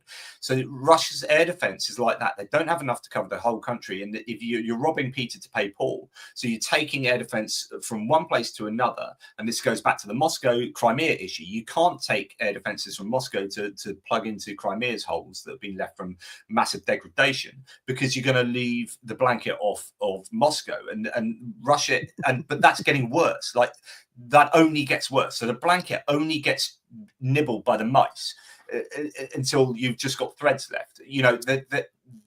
Every week there are more air defense units getting destroyed, and they're not replacing them, the Russians, because they can't build that stuff. Ukraine news right now stating, now we can see clearly last night that Erdogan's interview with Fox News, he already knew something. Right. Okay. This is what they're Interesting. saying, because he says it's going to be a long war. It's not going to end anytime soon. Maybe there was some behind the scenes talk, because it's such a crafted statement. I wonder whether NATO have actually been because NATO have been meeting quite a bit at the moment due to the Article 4 invocation. So Article 4 is where you have to consult. Article 5 is when you agree to go and defend whatever nation has been attacked. Article 4 is right. We've had Russian jets in our airspace. We've got Russian drones in our airspace. So they've met twice in the last week, NATO, to talk about stuff. And they're not just going to be, they'll be talking about all sorts. And I assume that the US has finally got some understanding, but you'd hope they'd have that anyway. I think there's a disconnect between military intelligence and the Trump administration. And that disconnect has maybe just been, for what reason, maybe we'll find out in 5 years when someone writes a book. But that connection has been remade, maybe. Now, I will tell you, I know, and I'm watching the chat, guys, and I'm trying to keep up with you guys, and I can't. But I'm doing my best, and we're putting the super chats up and trying to answer all the questions.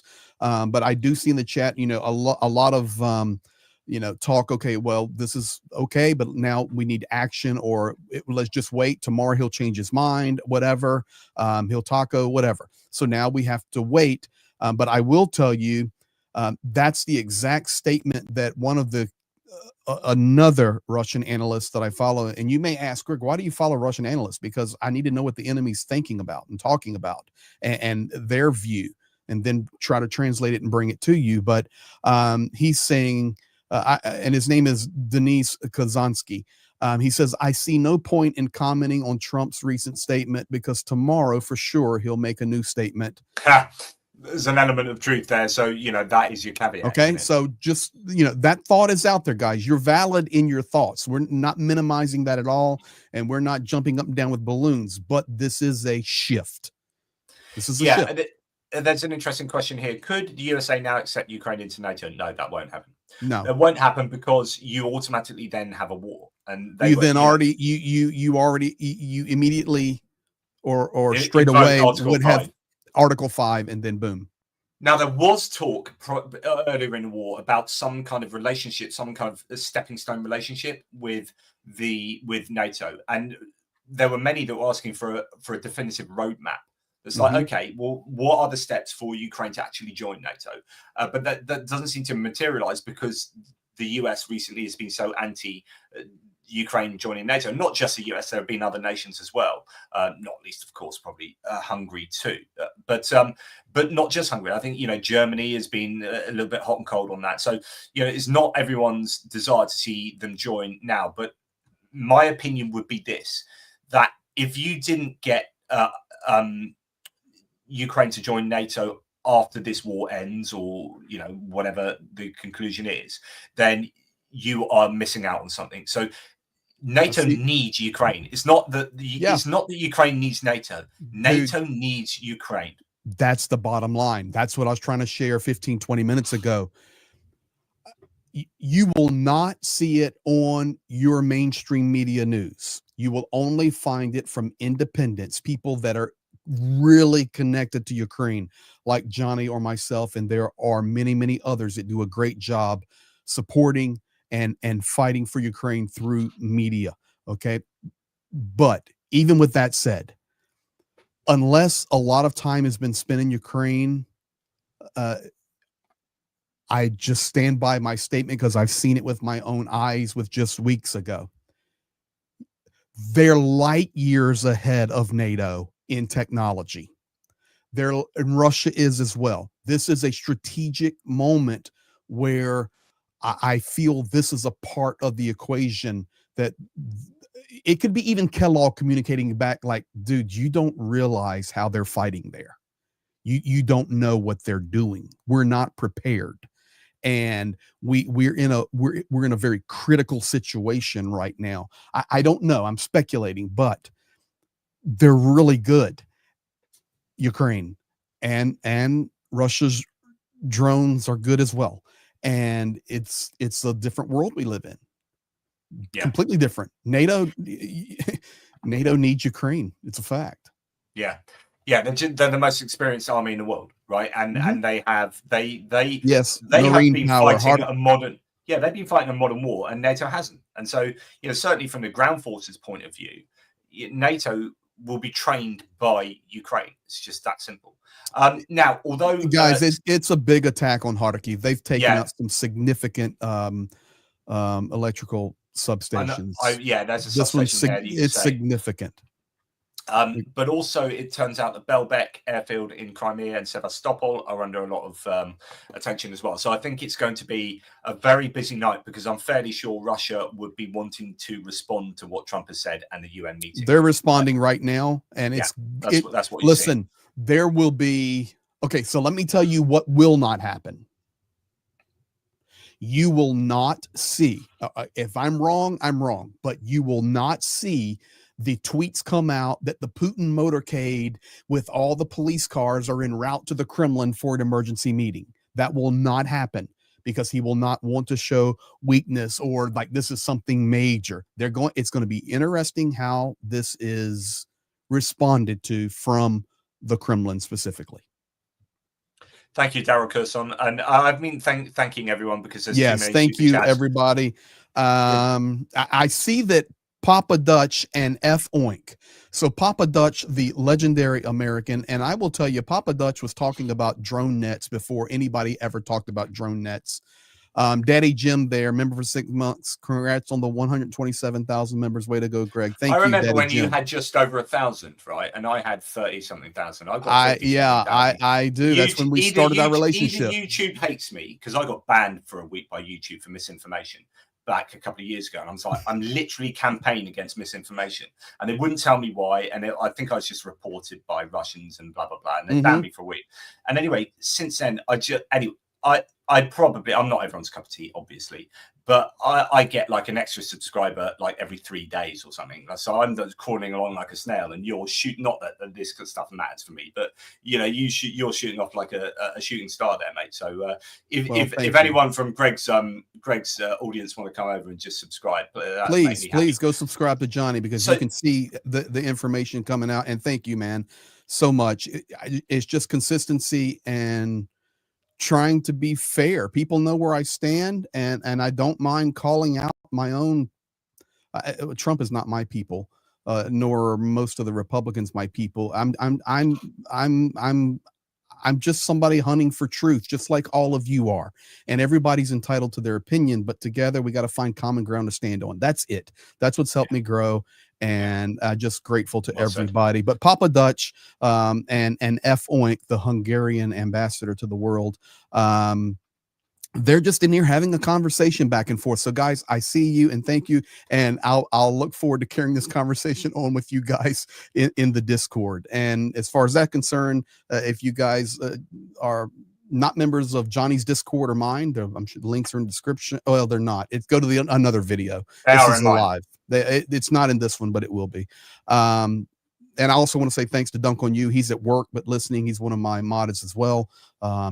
The $20 super chat and gifting 10 memberships. All right, let's keep going there, Johnny. I'm on with you.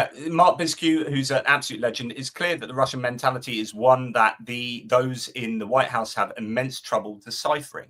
Perhaps finally they're beginning to realize that Russia is at war with the world. Yeah, absolutely, Mark. But what's frustrating is that we all knew that 7 months ago. So I don't understand. You're absolutely right, Mark. You're absolutely right. Trump seemed to think he had a different interpretation of Putin, and that he was matey with him and whatever. But it's taken him 7 months to work Trump out, or to work Putin out. And that's what Greg was saying in some of the quotes earlier, that the relationship with Putin is not what he thought it was, blah, blah, blah. Why it takes him 7 months to work that out, I don't know. But yeah, absolutely, Mark. Thank you for your support. Russia's trolling Trump right now. And I'm just reading the stuff as it's coming out, guys. They're saying, oh, okay, Trump, so you shift on the same day Jimmy Kimmel goes back on the air. I mean, meaning they pay attention. Yeah, and I can tell you, Russia and Ukraine both pay attention to the Washington circus. They really do. Because they want to try. But they're fomenting it. They're the ones that are stoking it because of all the trolls and bots. I mean, they were all over the Jimmy Kimmel thing. Like, it was absolutely right up their alley. So, yeah. Can I just say big up to Car for Ukraine. It is a wonderful charity that 100%. My channel has worked with, and Greg as well. They are really awesome. They're trying to raise for a whole bunch of vehicles at the moment. 11 vehicles there. They're 11,000 euros each. They armor them up a little bit. And they get them. In fact, we drove 3 vehicles out from the UK to Lviv to Car for Ukraine, and I know them. I met them. They're wonderful humans. We at the moment at ATP Geopolitics are raising money for 2 vehicles, one for the 25th Airborne fighting in Pokrovsk and one for the 92nd fighting in Kharkiv. And if you can help us out with that, that would be absolutely wonderful. For my channel, it is in the description. Let me also do a share on this there. I want to give a shout out as well. I have Gertis and I will be having another huge drone fundraiser. It's in the process of unfolding right now. We just did an impromptu for the 6th, and I hand delivered it out to their positions. All of this stuff, people on my channel know we deliver hand to hand. But I want to give a shout out as well for Cars for Ukraine. They're doing the 50 states for Ukraine. This is from Claire, and I've been talking with Stefan. And I want to say that one of my moderators, does so much hard work, and it's Blonde Bombsheller. She is facilitating the New Jersey Battalion right here, guys. New Jersey Battalion. So if you're looking for something right now to help and donate to BB, you can put that link. It's great. That Hawaii one in the description. Yes. Apparently was just one person. One person did the Hawaii, and it's done. Utah, one, yeah. Delaware, Michigan, and they're trying to get 50 states. And I told them that I would be sharing this and doing my best to support it as well. But New Jersey Battalion, I'm based in Pennsylvania, and I'm also a passport holder in Ukraine, in case you guys didn't know. But it's in our Discord as well. So throw some love to the New Jersey Battalion. So thank you, guys. So I just want to make sure that we've placed all of the super chats on the screen. We haven't been able to talk through them all. There are just too many. So thank you. And the size of Greg's channel these days. The only reason I want to increase my subscribers is my son. I've got twin 15-year-old boys, and Oscar is one of my twin boys, and he is so desperate to have one of these 100,000 plaque YouTuber subscriber plaques.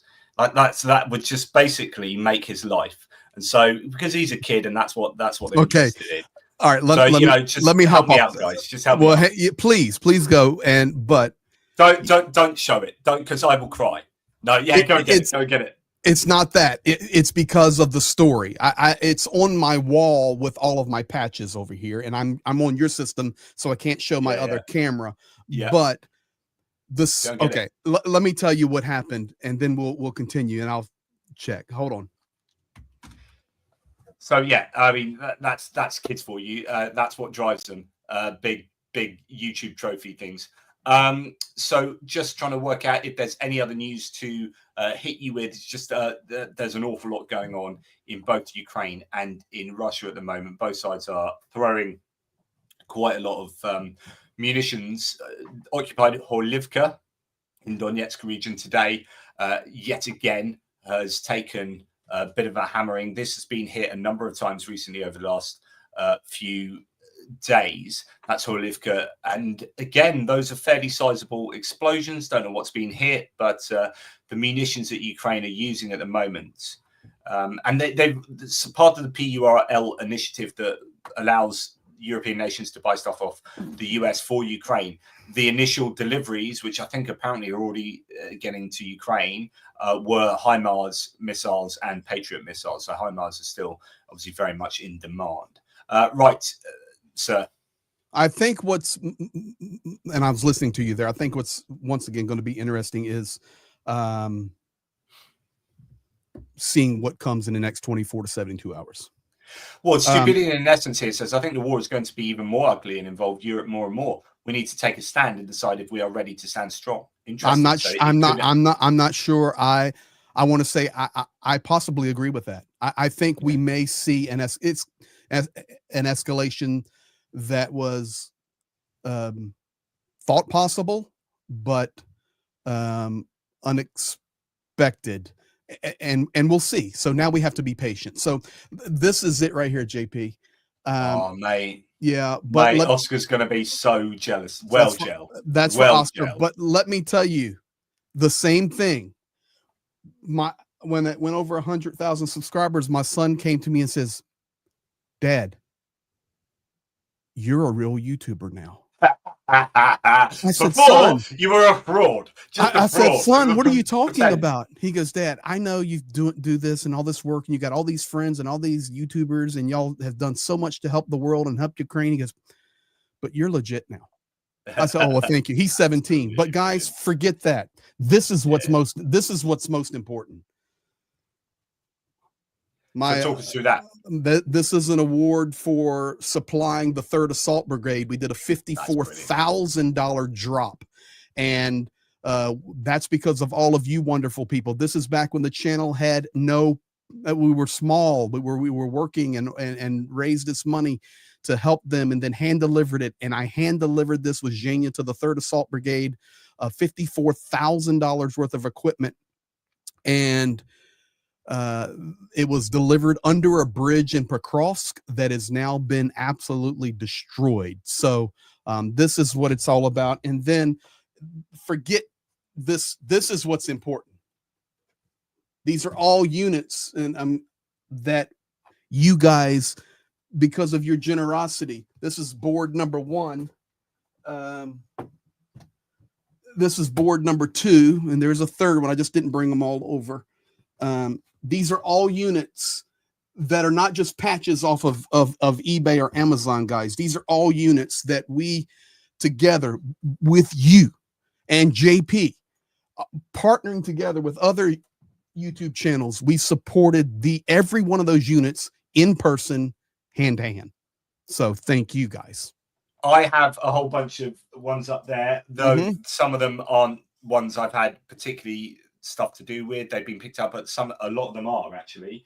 And then over here, I've got like you, but it's not hung up at the moment. So some of these are from After Ukraine. So these are my ones, and fantastic.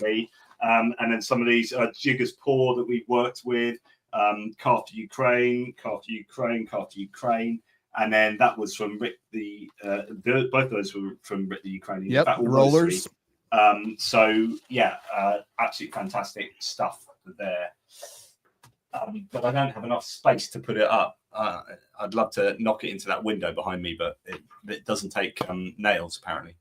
Another analyst I follow in Ukraine, his name is Lachin Pishi.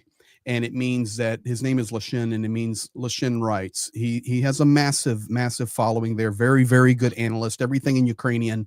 But he now making a statement as of just a few minutes ago. He says, we're already getting the Russian answer to Trump's change today. And that is, we are being heavily bombed right now. Yeah. So hopefully the Ukrainians can unleash their own. Oh, yes, they will. I really do wonder a couple of things. One, how badly has the military industrial complex been hit over the last 2-3 months? Well, the whole war, but particularly the last few months, where there's been this talk about these new missiles and drones and long range capabilities, Lutey drones that were being used quite a lot, and now we're not seeing so many of them, but we hear that the Germans were ramping up, helping to fund ramping up production for them. So I'm wondering whether there has been some successful strikes by Russians on places like Lutsk and Lviv and Ivano-Frankivsk, where they probably got much safer, what supposedly is safer to produce. I can tell you this without giving any operational security information, but whether it's any of those cities you mentioned or any others, Yes, there are certain places that Russia has decimated, some strategic places for Ukraine. And I can also tell you that likewise, there are places that Ukraine has decimated Russian storage, not so much on the manufacturing side, but storage of where they move stuff from central Russia over. Yeah, they hit them long range, but they've interrupted that supply. We've seen a lot of trains hit in southern Ukraine, whether it's transporting fuel or equipment. That's all good stuff. But because we were hearing that they had these flamingos and FP2s and FP5s, FP1s, and they haven't quite. I mean, they have done a lot. I think they are doing a lot, but I just think that some have been hit. They have been. Yeah, they have been. Which is so. I think I do a lot of reporting, and quite often, you don't report on the successful strikes on Ukraine because Ukraine have such a good operational security on those strikes. Oh yeah, I almost started naming cities and I stopped myself. Yeah, So what they end up doing is first of all, if there are if you get numbers of like 170 drones were sent in and 30 got through, and then there are no pictures produced from Ukraine, that means that they've hit some serious stuff, because when they hit buildings, apartment blocks, you will get pictures of that. And what Ukraine will do, and you understand why they do this, is about PR, it's about morale, but they will say, right, they hit these apartment blocks, and they'll be like 3 apartment blocks have been hit, and they'll put a load of photos of them. But of course, that's maybe like 3 drones out of 30 that have got through. So what happened to the other 27 that we know got through, because they admit how many get intercepted and how many don't? And you're like, well, the rest probably have hit. So we have a tendency to think that the Russians only strike at civilians, that they're just such war criminals that they only strike civilians. They're not. They are striking at military and industrial complexes every night. And yes, they do strike civilians as well, but they're not so stupid that they're going to be just going for civilians, right? No. And this is, if people don't want to hear it, and I understand why. Although Mitch Ashdown's got a really nice comment here. If anyone has earned freedom and peace, Ukraine has. Thank you, Mitch. That is spot on. But Johnny, Russia's not bad. I know they meat grind. I know they're stupid. I know they kill civilians, but every military person I sit with and talk with, and I'm not talking about, a private, I'm talking commander levels. I'm talking brigade commanders, battalion commanders. They go, man, Greg, just on your videos, just let people know we're fighting a real army here. Don't believe all the memes. We're losing people every day. And the drones, it's always about the drones. So I just try to tell the truth. And the truth is, it's a horrible war. And right now I'm watching the explosions in Kharkiv. Can't show them because we probably both get taken off the air. They're huge. They are absolutely huge. Glide bombs right now on Zaporizhia hitting. Zaporizhia's been absolutely hammered this week. Yes. And in fact, today there were 5 drones that, terminal velocity right into Zaporizhia caused all sorts of horrors there. So Zaporizhia really is coming under a lot of pressure, and it's feeling a little bit like it's going down the kind of Kramatorsk-Sloviansk route, because it is close enough to the front line, but it's a much bigger city than any of the ones that have previously been targeted. Zaporizhia is 1 million people. Yeah. And Dnipro is basically as well. Metro areas. Kryvyi Rih is much bigger than people think. Kryvyi Rih is one of the longest cities in Europe. It's over 100 kilometers long.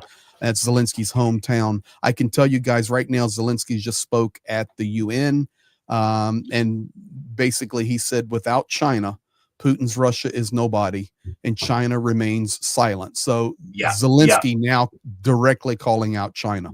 That's actually true as well.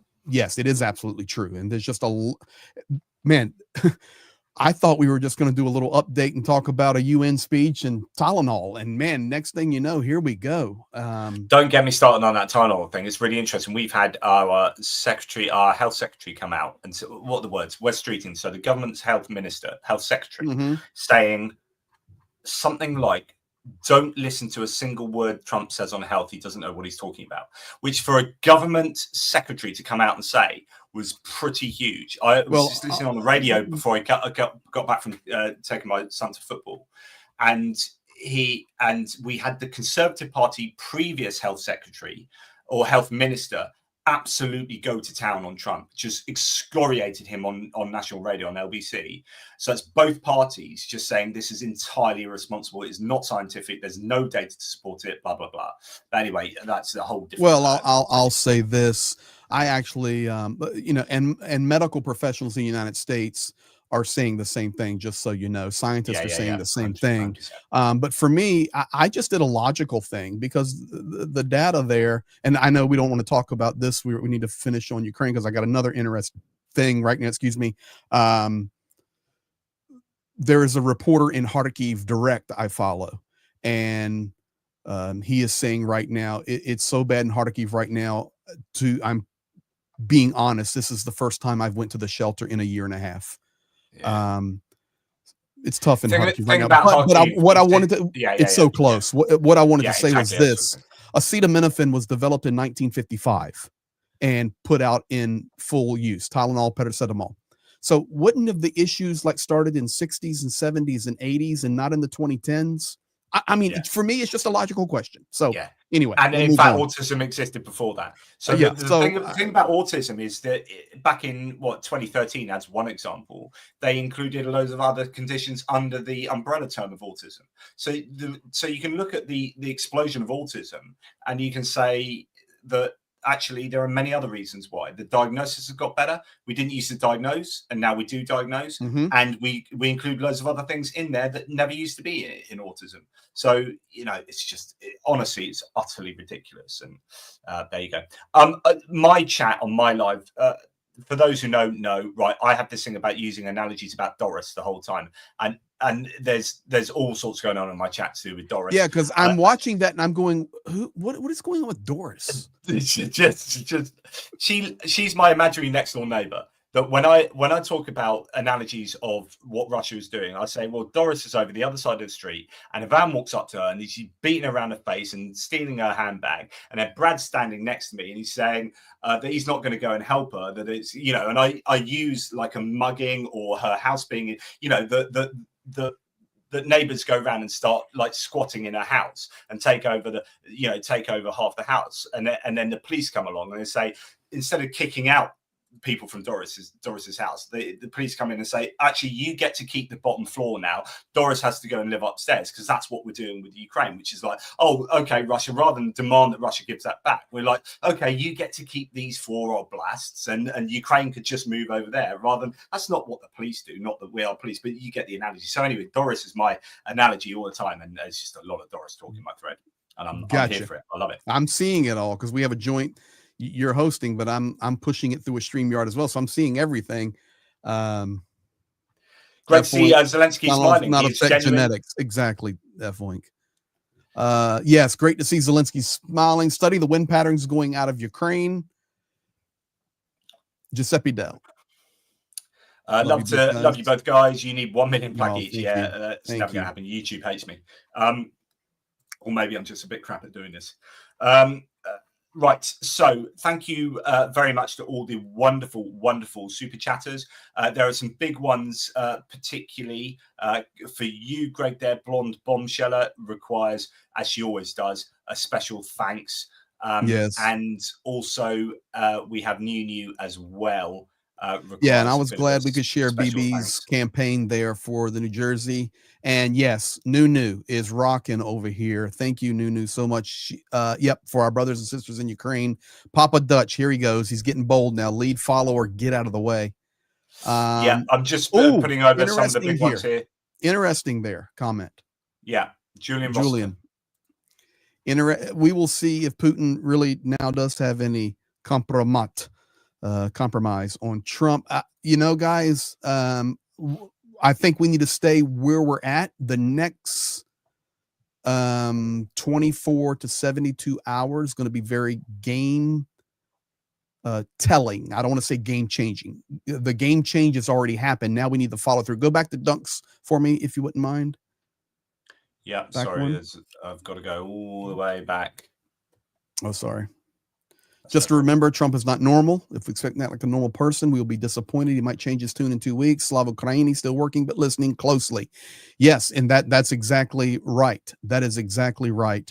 So yeah, we just have to wait, guys, because we want to be able to tell the truth always.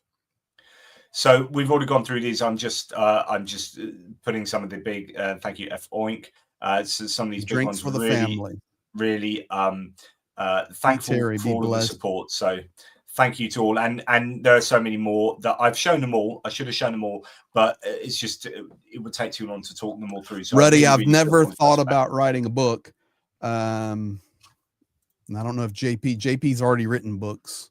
Yeah, I've written, I don't know, too many to remember now. The only problem is no one ever buys them, but you know, whatever. No, I think my writing days are over now. I like to speak rather than write.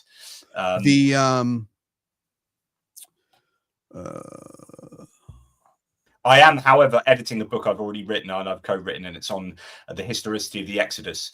So that's one for you, Greg. I was editing it yesterday and trying to I was talking about the Codex Leningradensis, which is one of the oldest Masoretic texts of the Torah. Anyway, so so in between doing a bit of geopolitics, I like to do a bit of archaeology and writing on archaeology and historicity and biblical exegesis. So that's how and I love that about you, to be honest, among other things, including your bald head. But the Russo-Ukrainian, I'm reading something here. So I follow also a lot of Middle East analysts and guys I trust from different nations, and they're now putting out, it's obvious, they call it the Russo-Ukrainian war. It's obvious now the Russo-Ukrainian war peace negotiations are collapsed, as we just witnessed the President Donald Trump back the Ukrainian president and Ukraine's goals of returning territory. So they're taking a step further, not just we're backing you to defend, but they're actually going, he not only backed it to defend, but to be offensive and take back your territory. So they're even breaking it down further. I think people right now are just surprised that anything like this would even come out. It didn't come out of his mouth. It did with Macron. It just came out of nowhere. It came out of nowhere. I think that's just pretty incredible, wasn't it? Yeah, and we were on, and whoever sent me that chat, I actually just happened to look down to this monitor and I saw it, and we got to it. So thank you again. I'm sure we would have gotten to it over here on this monitor, but we got to it really quick. So, FOINC, autism is not a defect; it's a non-conformist way of thinking caused by non-standard development. One of my twins is on the spectrum, and yeah, I could talk to you for a very long time about autism and about particularly pathological demand avoidance, but I won't bore you with the details there. But yes,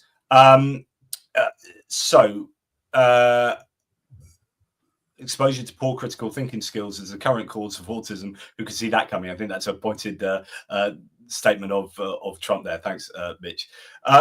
Pirate, thanks for a great night. Thank you for being along with us for this. Thank you, everybody. And the Pirate, thank you for that, for use of the little whiskey shop. I do need to make another order. I keep promising that. Mark was in the chat. I don't know if he still is, but thank you to all of you guys. And just a big thanks to all the supporters here. Thanks to all the people that support Car for Ukraine on behalf of either what Greg was talking about, the 50 cars, or our own one at ATP Geopolitics for the autumn harvest. That is very kind. So yes, I appreciate that. And if you can pop to atpgeo.com/donate, you will be able to find that landing page to donate if you are so willing and able. Of course, you only donate if you are able and willing. Please don't feel it is something you have to do. But it's always hugely appreciated. So I guess as we come to a bit of a close, and it's good to hear that Sevastopol is having a Neptune missile alert, because I think there needs to be some payback for some horrendous strikes by the looks of it on Kharkiv and other places. What are your general thoughts? General thoughts are that since you're speaking about Crimea, I can tell you I follow Crimean channels and information as well, and they're now complaining that they have no fuel. So it is now spread down into Crimea. So that's good. So I think Ukraine's going to continue to assault Crimea massively, because it's when you hear about Rostov-on-Don or cities or locales that is in Russia, but the names aren't noticeable unless you really know Russian geography, it's one thing. But when you start to hear Crimea is being smashed, everybody knows about Crimea. So it's a good example showing what Ukraine can actually do. I will tell you that RIA Novosti right now, RIA, which is one of the state news organizations in Russia. You have TASS and RIA and among others, but they're saying the conflict in Ukraine will ultimately end at the negotiating table, not on the battlefield. And that is not from us, but we are quoting Secretary of State Marco Rubio today at the UN. So they're bypassing anything Trump has said, anything that Zelensky has said or Macron. They're just right now talking about it, and it was only 2 minutes ago that they posted that. They're also saying that due to strikes by the armed forces of Ukraine, parts of the residents of Vogovsky, Ryisky, Glushkovsky, Koronevsky, Konchesvolsky districts of the Kursk region are without electricity. That's my point. I named those 5 towns and cities to you, and nobody knows where they're at. But if you say Crimea, oh, Ukraine's hitting Crimea. Okay. And plus the Kerch Bridge, et cetera, et cetera. So it's good. Yeah, it's so I'm up and down on Ukraine all the time. My outlook is it's like a yo-yo, and sometimes I'm pretty not depressed, because I'm not the sort of person who gets depressed, but I get angry actually, and a lot of my anger is aimed at actually Trump and the Trump administration. Not even Trump actually, because I think really it's the people behind him. I think he does have a very simplistic view, and he is intuitively pro-Russia, and he's intuitively compromised, either willingly or unwillingly, wittingly or unwittingly, due to his relationship with Russia over the years, and his relationship with Ukraine, and his relationship with Zelensky from 2019, etc., etc. So I just think that I get most down when I see Trump throw Ukraine to the dogs, and that is just it makes me livid, because it's so morally bankrupt. And that's what really I'm the sort of person that morality and fairness is what drives what I do, right? It's what I'm about. It is how my life is dictated, really. And so that's when I'm at my lowest points, I guess, is when Trump does stuff like that. And then so today I'm like very I'm a great vulnerability to get a little bit overexcited, because Trump has done a 180 shift here. He zagged. He is, as a prophet said, this is the final zag, right? This is the zag. This is the actual now zag. We have to see if he follows through. But that's the thing, and we're all aware of that, and we will be covering it 24/7 on the follow through. I'll be up late tonight because I want to catch. Well, everything that's going on, anything that's coming out of Russia. It won't be for hours now, and they may even wait, to be honest. So if you don't see a video drop from me translating some stuff out of Russia, and it's only going to be whether Putin or Peskov or Lavrov says something. Lavrov's over here, so they may even wait a couple of days. That's what they do as well. Not a quick response. So, but when the response comes, I'll have it for you. Now, I just thought of something, Johnny, as we're closing out. I went back to Donald Trump's Truth Social, and I will share my screen with you. And I'm heading to my daughter's volleyball game, so I'm not trying to extend us, but I wanted to show this. So this is how I analyze things. This is Trump's Truth Social. All right. He's delivering remarks 1 hour ago. They put the video up, 515 comments, 1,000 retweets or whatever they call retweets, 3.9K likes. Okay. Then I go to his right here, his Ukraine statement that we've covered. We have 2.7K comments, 4.4K shares, and 18.9K likes. If I come to his statement about Pam Bondi 2 hours ago, before the Ukraine statement, 766 comments, 3,000 reshares, 12,000 likes. 4 hours ago, 15,000 likes talking about Argentina. So my point being is this is getting some traction here. Can you see the stats? Say the stats of them again. 18 point. Well, I can refresh it again, but 18.9 thousand hearts.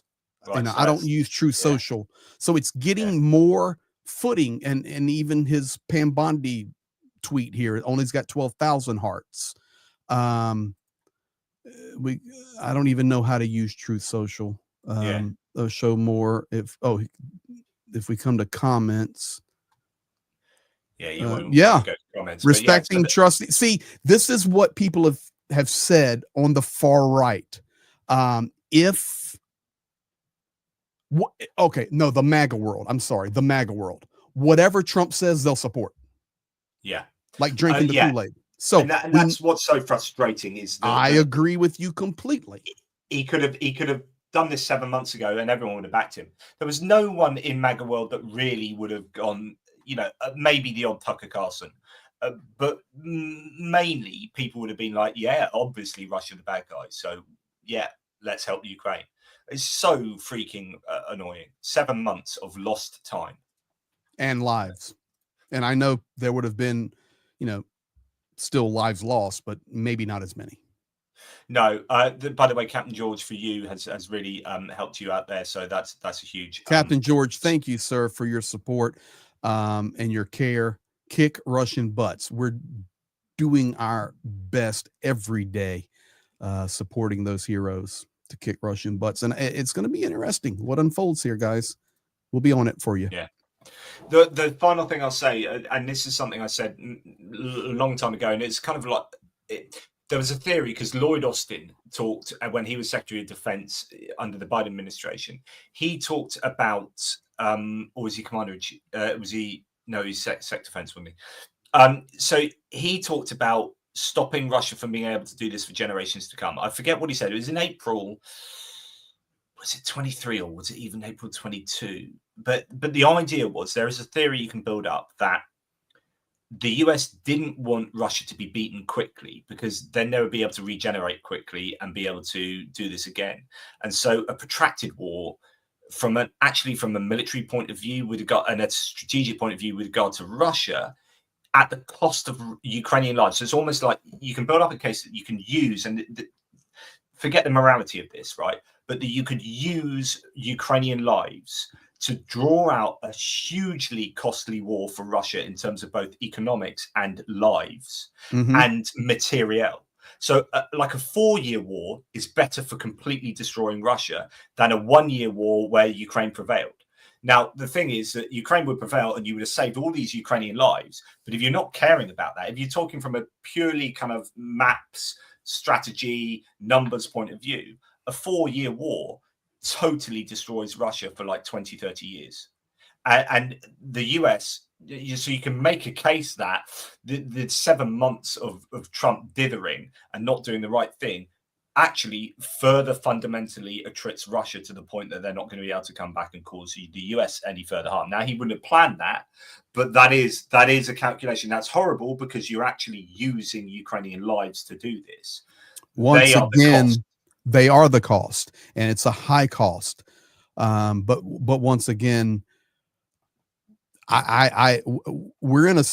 I'm not an expert on this, but I think we're in a 72-hour window potentially to see how Russia will respond. We already see militarily what Russia's doing and what Ukraine is doing. They're both tonight big attacks for both nations against each other. But it's going to be interesting now to see how this flushes out over the next 72 hours from the United States. It's going to be interesting to hear what people like a Rubio says now that Trump completely went way beyond Rubio's statements, Secretary of State, and really going to be telling to see what comes out of Russia on this. And as I told you guys, when I say I'm looking for something from Vladimir Putin or Lavrov. And it may come through Zakharov or Peskov. It may come out of Zarubin, who's running around Putin all the time, but it's just going to be interesting to see how they spin this. And that's what's and that we'll see. I see Nick in here, Daddy Jim and Nick chatting back and forth. Nick was talking about this is what happened in Afghanistan during the time when you were talking about the war of attrition there for Russia. And we'll see. I probably will not be sleeping tonight, guys. This is big. I'm probably going to put out a quick video just talking through that. I have all confidence that you're going to do that. Well, look, Greg, it's always a pleasure, never a chore. I really appreciate the time we spent together. Thank you. That the same can be said for the team. Bleeding at USSR ATP dry in Geopolitics. Afghanistan. Yes. And I'm sure it's the same for you and your audience. So thank you very much to everyone. Thank you. I want to say welcome to Kathy McMurtry, new crew member, and Papa Dutch and F-Wink are just going nonstop. Autocorrect is an oxymoron. Don't discount bot farms liking everything Trump. That's true as well. Yeah. And Kevin Force there on you. Thanks for another great live, guys. Amazing and generous supporters of Ukraine. Please don't forget to hit the like button. Yeah. And you guys on my channel, make sure you subscribe to Johnny. He's at ATP Geopolitics or vice versa. And vice versa, yep. Yeah, and check our Discords out and all that jazz. Good places for everybody. So we'll be back at you as brilliant stuff. As soon as we get to the next level. And it's great to see the little whiskey shop Mark, who you've met out in Ukraine. Mark's my buddy. He is still in the chat. So Mark, I will put an order in. I promise. It will happen. And atpgeo.com/donate, or there's a link there. So help us out with that one. That'd be amazing. Let's see here, Johnny. You got to say your goodbye. I want to say I'm done. Okay, I want to say my goodbye. Not that. Don't play that. Nice porter from Papa Dutch. Okay. Wait a second on that. Papa Dutch, as soon as my porter, I'm sure. Listen, Papa Dutch may have a still in the woods. That's all I'm saying. We'll leave it there. And then I saw something else here. $10 super chat. Thanks, Greg and Johnny, for all you do. Yeah, thank you. Here, play that one. Here's my closer, guys. Love to all of you. And thank you for all of your support. Can we hear your song, Greg? New, you are reading my mind. Kick it, Greg.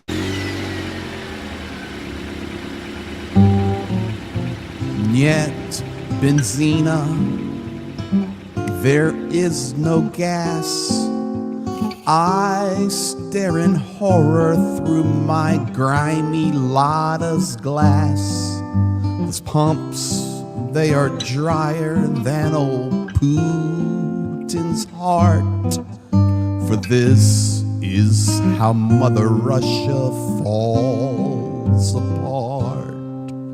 From Moscow City to the Vladivostok Pier, the only thing that's flowing is one single beer.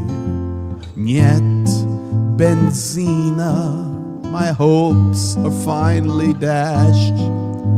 Putin's paradise is now all smashed. Niet benzina, there is no gas.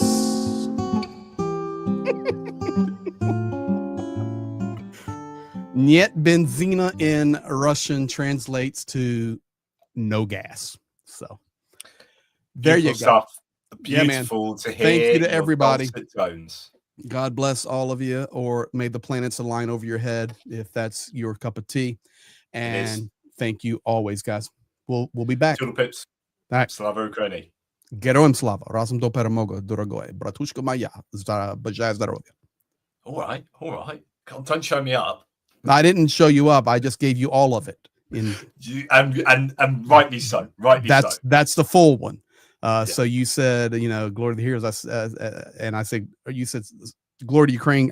Glory to heroes. And then, of course, on towards victory. And then it was the official Bajaya zdarovya. I wish you health. Like if I was to walk up to President Zelensky, that's how you would greet him. So any of you want to know how you greet a Ukrainian soldier, in case you see one somewhere, it is Bajaya zdarovya. There you go. And they will know. Bajaya zdarovya. And they will know that you really know about Ukraine. There you go. Excellent. This is turning into one of my famous long goodbyes.